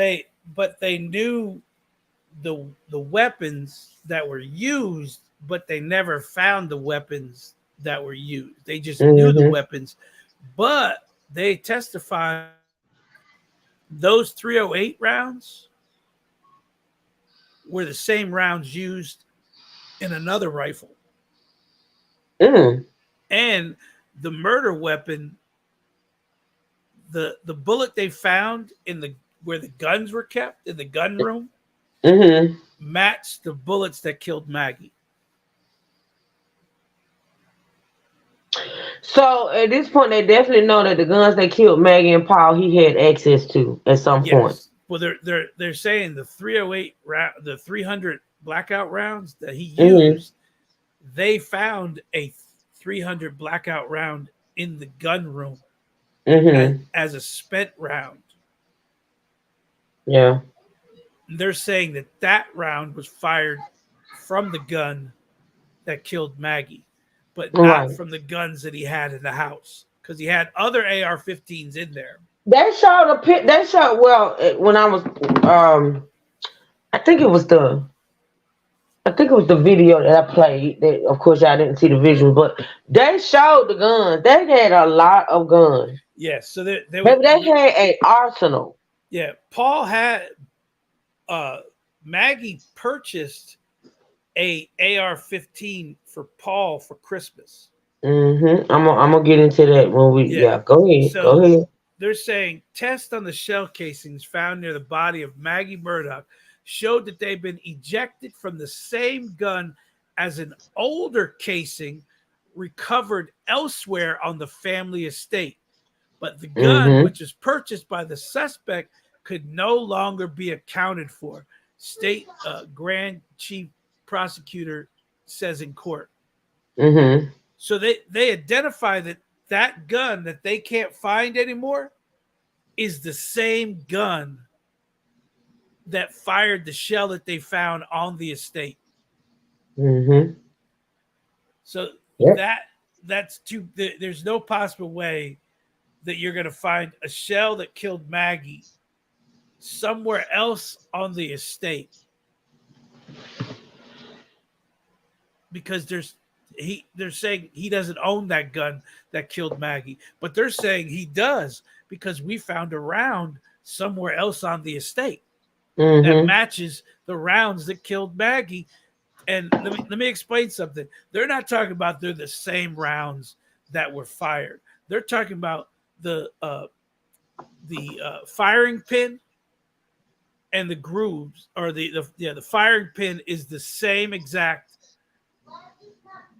firing pin used to fire that weapon, because when you fire the round, the firing pin hits the round, and firing pins are all made different, so they leave a distinct mark on the round. So they're saying the round that they found, that firing pin that was in that weapon that used to be on that property, is the same firing pin that caused this round to go off. Right. Okay, that's what I said. Okay, here we go.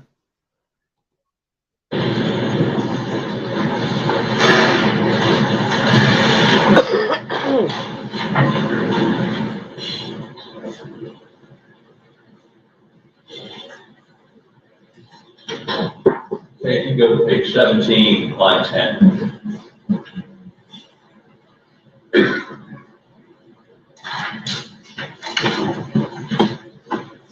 Your Honor, I can handle the truth. Okay, thank you. It's up on the screen. It's up on the screen, Your Honor. I apologize. Can you take it down, please? We have to prepare the transcript. It's synced with the video. Well, I object to that.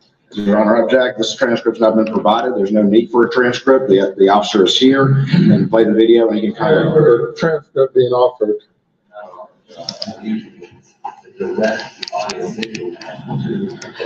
Well, you have questions for the witness, questions for the IT guy. You're just reading, ready to proceed. I understand. We're waiting for you. Okay.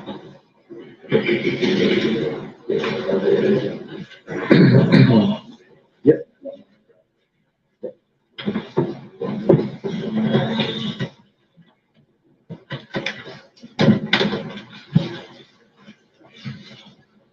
Good morning, Sirius. I'm ready. What was the time? 17. It's page 17. Line 13.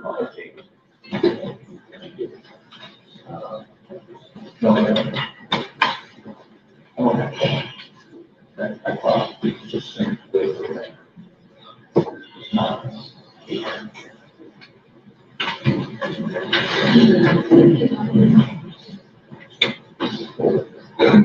back.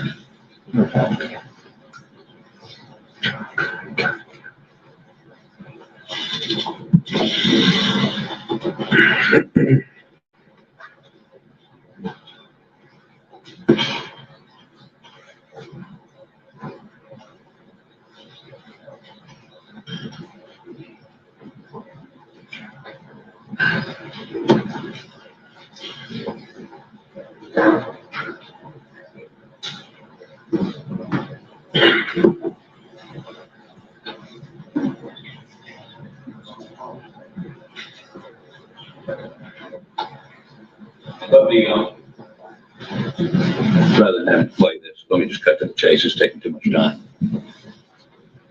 On this transfer, on this tape, fire rescue person says to you, I believe you agreed with me, set of prints behind the trailer. You were told there's Publishing again, this I'm not transcript. publishing, I'm asking. Did you? I object. I haven't heard a question yet. I'd like to make one. Were you told by fire and rescue there's a set of prints behind the trailer? Yes. Okay. And,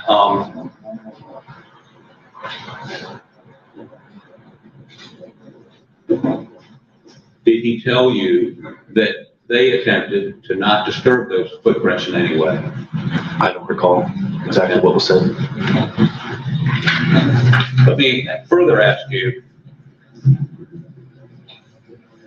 You asked Mr. Murdaugh, we heard this on the tape.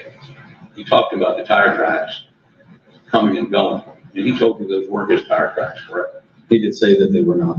Okay. And further,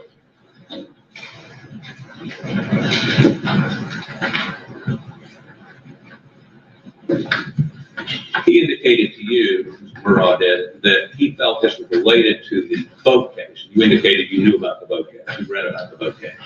That's correct. And in the boat case, Paul had been charged with 3 counts of felony DUI, killing a young girl and wounding 2 others, correct? I don't know much details about that case. I really don't. Okay. But Mr. Murdaugh indicated to you that the threats made against Paul, He didn't. and that he even got in a fight once about it. I believe he said punched. Punched, okay. And so on the scene, he believed that Paul's death was connected to someone angry about the boat case, I correct? object to that, Your Honor, as to what he believed. Asking the witness what another person believed. Objection's overruled. Thank you. On the scene, Mr. Murdaugh indicated to you he thought the death of his son was related to his son's involvement in the death of the young lady and the injury of 2 others in the boat case, correct? It appeared that that's what he was getting at, yes.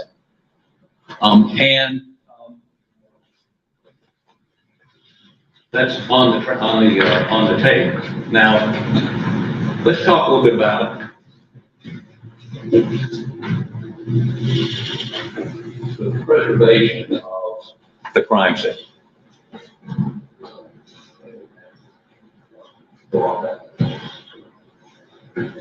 What did you do other than put yellow tape up to preserve the crime scene?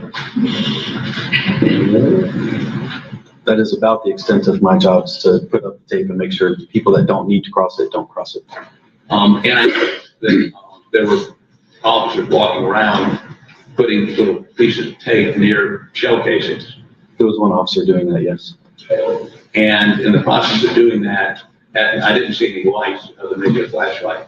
Were there any, did y'all put up any sort of high intensity lights so people could make sure they weren't stepping on something in the dark? At that point, there was no light, no additional lighting that had been put up. No. But you and your officers were walking through that entire area, is that correct? We were walking in the area, yes. Okay, and did you actually walk, I mean, the feed room, and let me, maybe this is the best way to do this. Oh, pictures, please.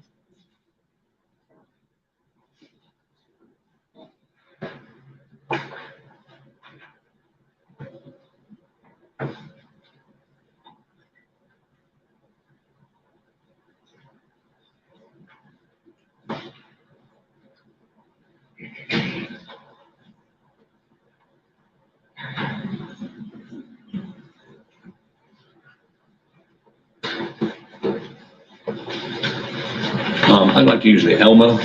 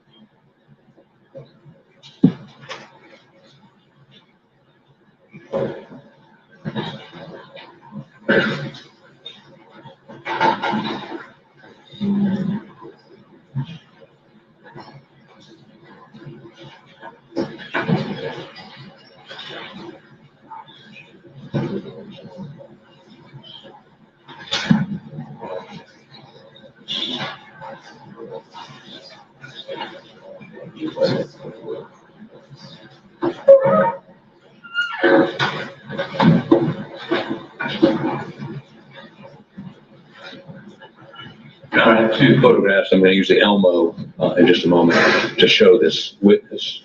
I'm going to offer these into evidence without objection by the state, as I understand it. Mr. Mark, I have no objection. I would note they're graphic and they need to be shielded from view. Elmo ready. They can be marked. Thank you, Matt. The numbers be for the defense.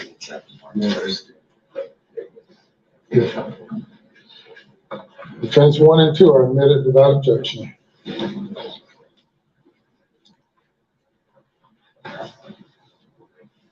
Okay.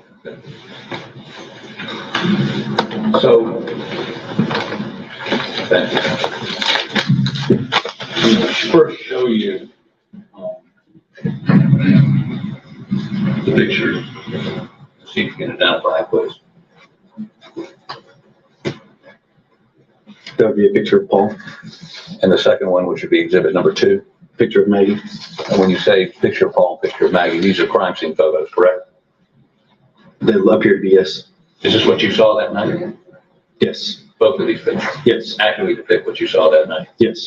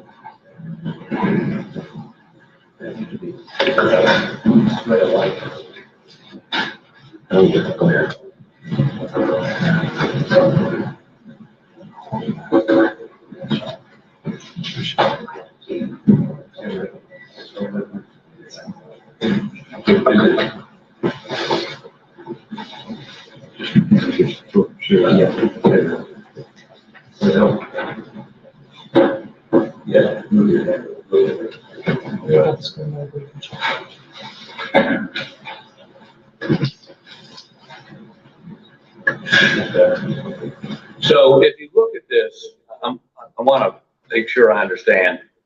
One of Paul's feet is still inside. This is the feed room behind him, correct? Yes. This is his head, lots of blood, and this would be a part of his brain lying next to him, correct? I don't know if that's part of his brain or not.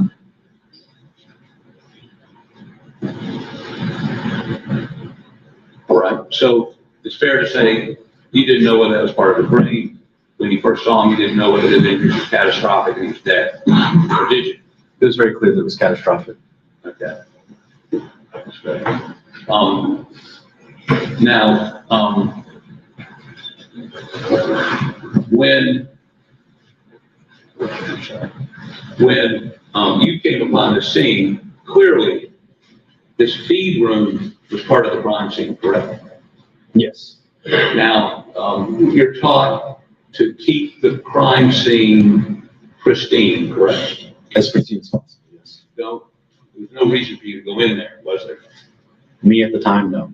Okay. Was there any reason for the police, before the slight crime folks showed up, was there any reason for you all to go in there?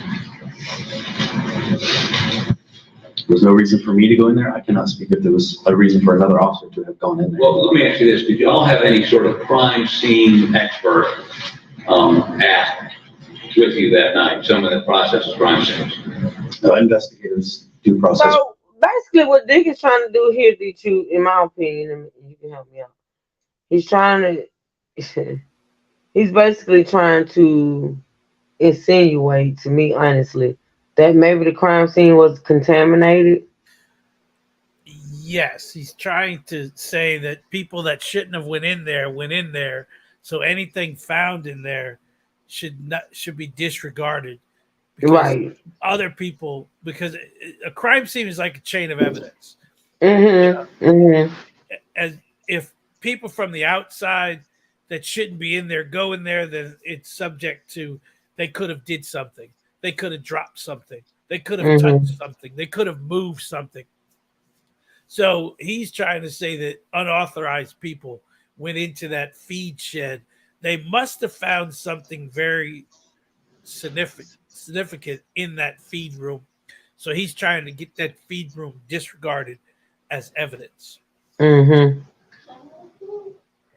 Gotcha. That's what I was getting. Cause he's just focused. He's focused on the tire trace. He's focused on the people entering in and out and all of that. So yeah.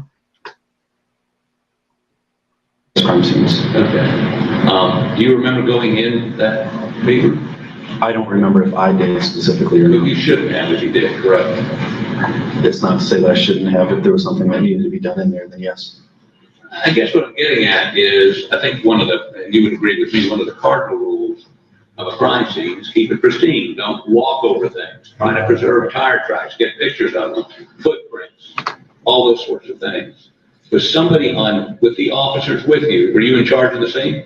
I was in charge of the deputies that were under my immediate supervision until someone higher than me had arrived on scene. And were those deputies directed by you or anyone to do something to preserve the tire tracks? Pictures, cordon them up, cover them up? I did not give anyone that instruction, no. So you didn't do that. In terms of where Paul was laying, was anybody instructed, put a cordon around him? There's no reason to go into the feed room. There's no reason to do anything obtrusive until the SLED crime scene process is never on the way at this point, right? I believe they were, yes. And so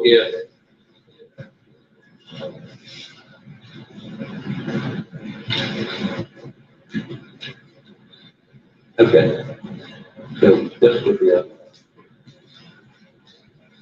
And identify this for me, please. That's Maggie Murdaugh. Your Honor, may we approach?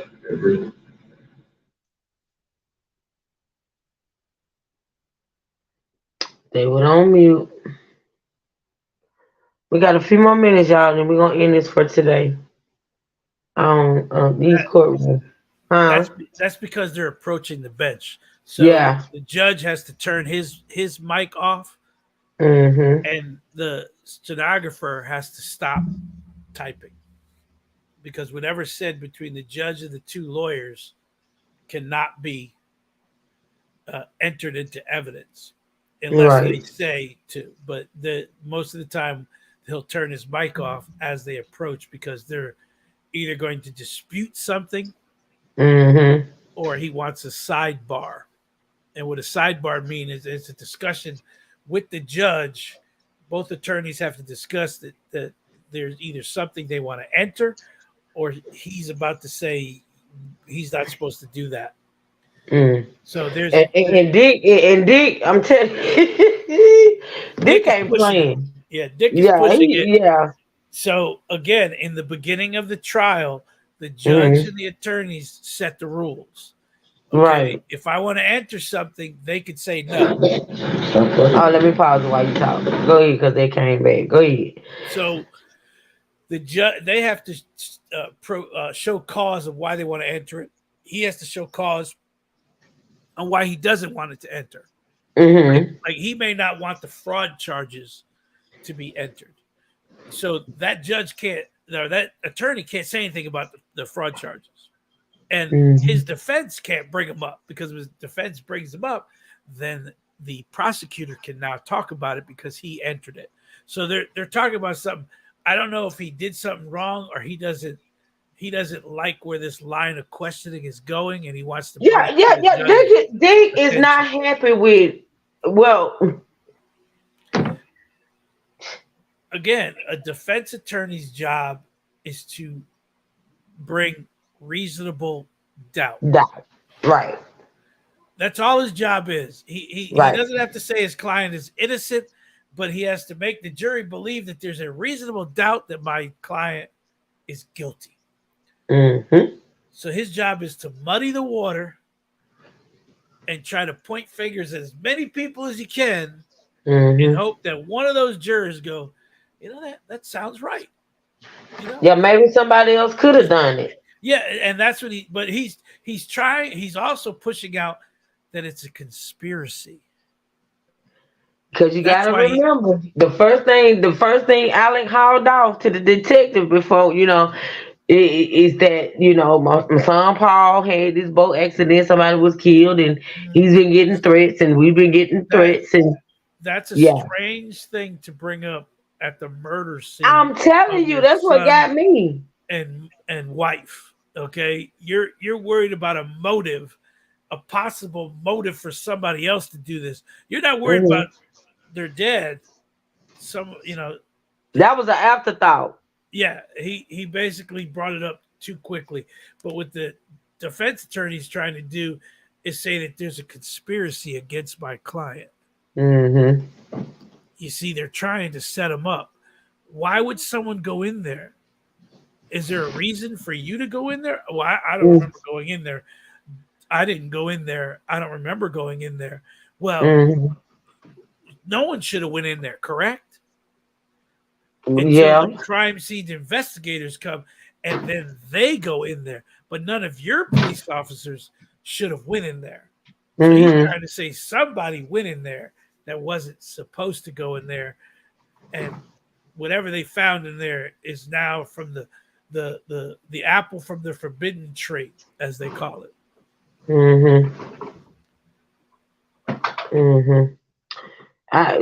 Okay. Here we go, y'all. We got a few more minutes, and then we're gonna get off, y'all, because I gotta come back.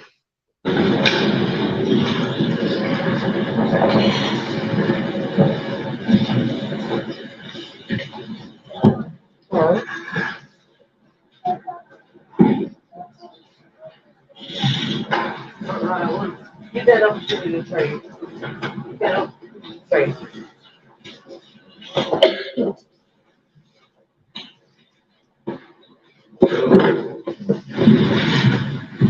Sorry. And can you identify this for the jury, please? That picture? Yeah. It's Maggie Murdaugh. Okay. That's correct. And by the way, when you saw her the parents that she was deceased, you believe, have you ever seen a dead body before? I have seen multiple, yes. Many, right? Yes. So you're sort of an expert in this area, who's dead, who's not, who ought to get EMS there to check them out or not, correct? You make that call. Yes. But you could understand, obviously, Alex Murdaugh's concern that they might be alive, that maybe, you're not saying that he shouldn't be concerned if somebody checked out both Maggie and Paul to make sure they were dead, right? He was very concerned about that, yes. Okay. Now, as to Maggie Murdaugh, we see these numbers. Did y'all do these numbers, or were they done after y'all were there? I don't know when those numbers were done. They were not placed by myself. Or your team? I can't say that for sure, certain. We see that in the video. They're putting down yellow tape. They're not putting these down, correct? That's correct. Now, you also, according to the video we saw, a number of your officers are walking around marking where cartridges are, right? They were. Did they pick any of them up? No, not to my knowledge. Well, later on, we see them talking to you and others on the video where they're saying these rounds came from a blackout. They were blackout rounds. Blackout. 300 blackout, yes, sir. Right. Did they get down on their hands and knees and look, or, did they? You would have to ask them. I don't know what they did to know that they were 300 blackout rounds.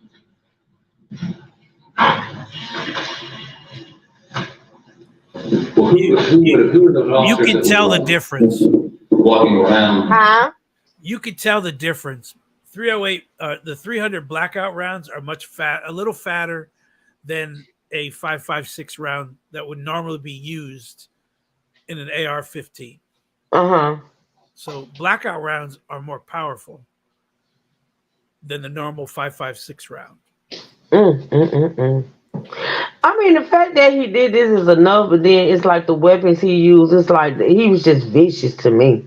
Like They found other 300 blackout rounds in the gun room. So it's not like they didn't know what this round was, or they didn't have that round available in the house. But you could distinct it's almost the same size. It's a little different, so they would know the difference because that's a hunting round, and it a little more powerful, so it goes straight through. And that's what I'm saying. It's like, and then he shot the son in the head with a different gun. Oh God! If he had shot the son with the rifle in the head, you might have seen a totally different crime scene.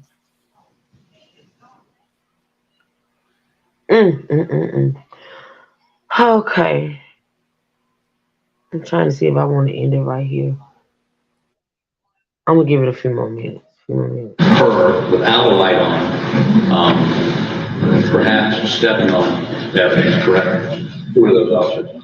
Deputy McDowell and Deputy Pruitt were both in that area. Were they doing that pursuant to your instruction?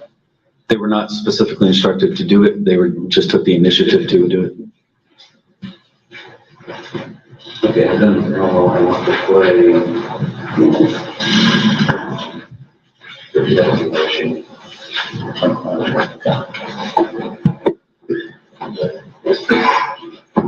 You ready? Do I have to turn down more? Yeah, you're good. Hi, Rhino. Oh, that's over there. Okay, so this is, your officer is putting a sheet on, Paul's body? Not putting the sheet on, the sheet was already there. Already there, okay, you didn't put it. Fire rescue might have some more sheets we can steal.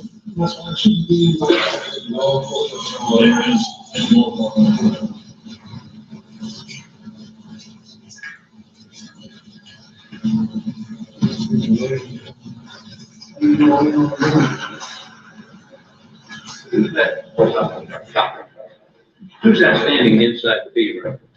Just inside that doorway was Deputy McDowell. Okay, were you present? Oh, is that your body cam? You're watching him do it, right? That's correct. Should he have done that? Stand where he's standing? Standing inside the feed room. It's part of the crime scene. We're all standing inside the crime scene. Inside what? The crime scene. We are all standing in the same crime scene. I understand the same crime scene, but clearly you believe, based on discussion, and everyone in your unit believed that the fatal shot was made where he basically standing, correct? That in that area. Where we are all standing. Yes.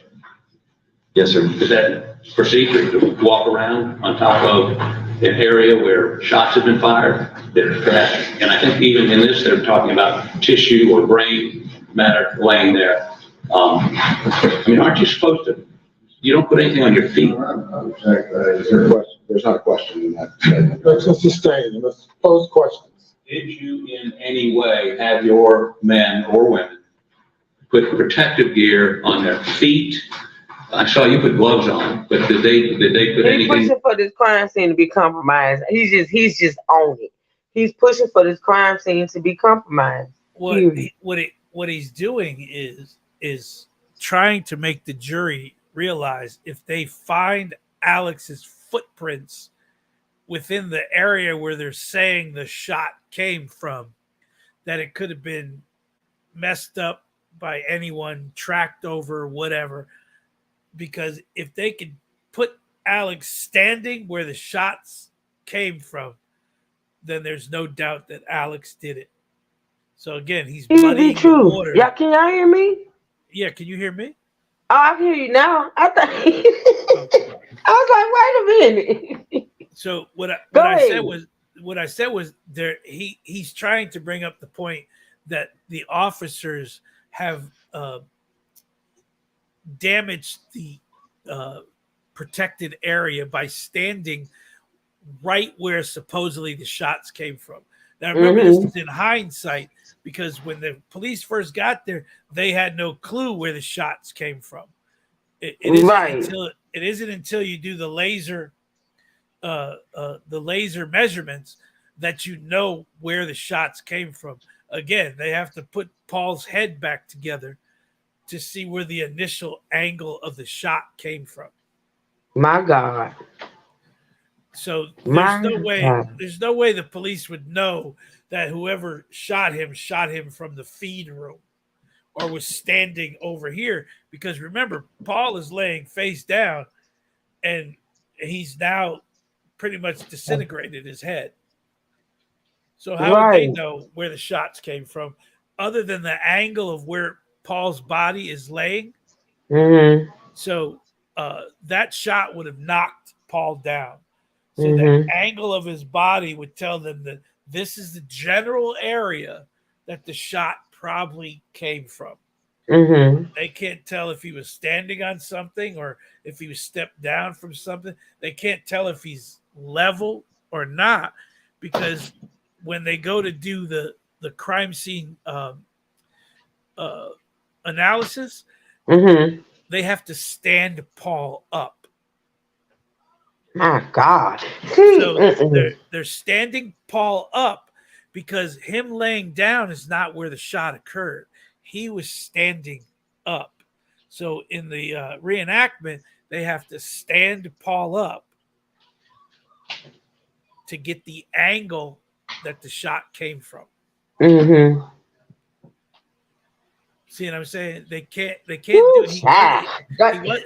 Unless they concur that he was shot on that second shot that blew his head, shot him on the ground, and he was laying on the ground, is the only way that they would try to figure out from the ground. But according to what they said, he was standing up when he was. Yeah. Because you got to think about it. I mean, they were saying like the bullet went up. Oh God, I don't even want. Well, the defense was saying that there's no possible way that he could have, Alice could have shot that person because of the angle. But that's disputed later when you listen to the expert's testimony. But again, the defense. I think that's where it's gonna get. I think this where it's gonna get really graphic. Oh my God! But the defense attorney has an expert, and the prosecutors have an expert. It's just, which expert are you going to believe? Facts. All right, yeah, I'm gonna end it right there. I always allot like 2 hours because I know people can get kind of not bored, but just I allot 2 hours for these lives on this right here, especially this trial. So the 2 hours is up. I'm gonna get out of here. I'm going to have lunch with my boys, meaning Tony and Keyshawn, and then I'm gonna come back at 2 and get my other live in because we got a busy day today. We got Raina who's going on at 6, I think. The Truth, have you decided what time you going on? You going on after Raina? I am going on at. Let me make sure I have this right. I am going on at. Why aren't you showing? I'm going on at 8:30 Eastern time, which is 7:30 Central. But I thought Raina was going tomorrow night for 227, or is she just going on? It's 227 tomorrow, but I think if I'm not mistaken, I saw something for Raina's in the chat. You go? Oh, it's tomorrow. Okay, great. Right. Okay, great. All right. I check before I do these things. I usually ask people. Saturday. She's going tomorrow at 7 p.m. I think 227 literally used to come on Saturday nights, if I'm not mistaken. I think it did. But yeah, anywho, so yeah, shout out to Raina once again, y'all, for hitting that milestone of 500 plus. Shout out to our Raina Pooh, y'all. Please go over there, continue to ebooks, y'all, Raina, y'all, drop your link again, sweetie, before we get off of here. You picking up baby Patty from the beauty shop? That's gonna be it. Yeah, you gotta show that. He's picking up baby Patty from the beauty shop. She gonna be that is so cute. Yeah. And so Y'all make sure y'all go over there and hit Raina's link. Go over there and continue to subscribe and hit that like button. Also, congratulations to D Truth and Miss Liz for hitting that 1K milestone. Yes, we are so proud of them. So this weekend lives are gonna be crunk, y'all. They're gonna be crunk. And yeah, I appreciate y'all joining me this morning for this hashtag content that matters. I honestly do appreciate all of y'all that support this content. So make sure y'all hit the like. The doors open at 8:30, starting the celebration of 1K. Yes, that's what I'm talking about. Following that, I will have content that matters. I'm going to be talking about Stand Your Ground and the 3 cases, and I'm now introducing a 4th case. Right. Because a gentleman decided to shoot a 6-year-old girl and her father because a basketball rolled into his yard. Lord Jesus. All right, y'all. So it's gonna be a good night tonight and also tomorrow for Raina's live and Raina and the girls. Okay. So with that being said, y'all, I'm gonna get off of here. I see y'all back here at 2:00 Central, 3:00 Eastern. And yeah, with that being said, thank y'all for supporting this live. Hit the like button on your way out. If you have not already, feel free to support the channel as well. Y'all make sure y'all go over there and check out my community wall, okay? Because I got a lot of content over there I want y'all to check out. Support. And with that being said, we're out of here, y'all. I love y'all and I appreciate y'all. D-Truth, thank you for hitting the link as well as Trey. Well, and I'll see y'all. Anything for my cult leader. I know that's right. With that being said, y'all, we out of here. I love y'all. Y'all be safe, be blessed, never stress. And we'll be back later, y'all.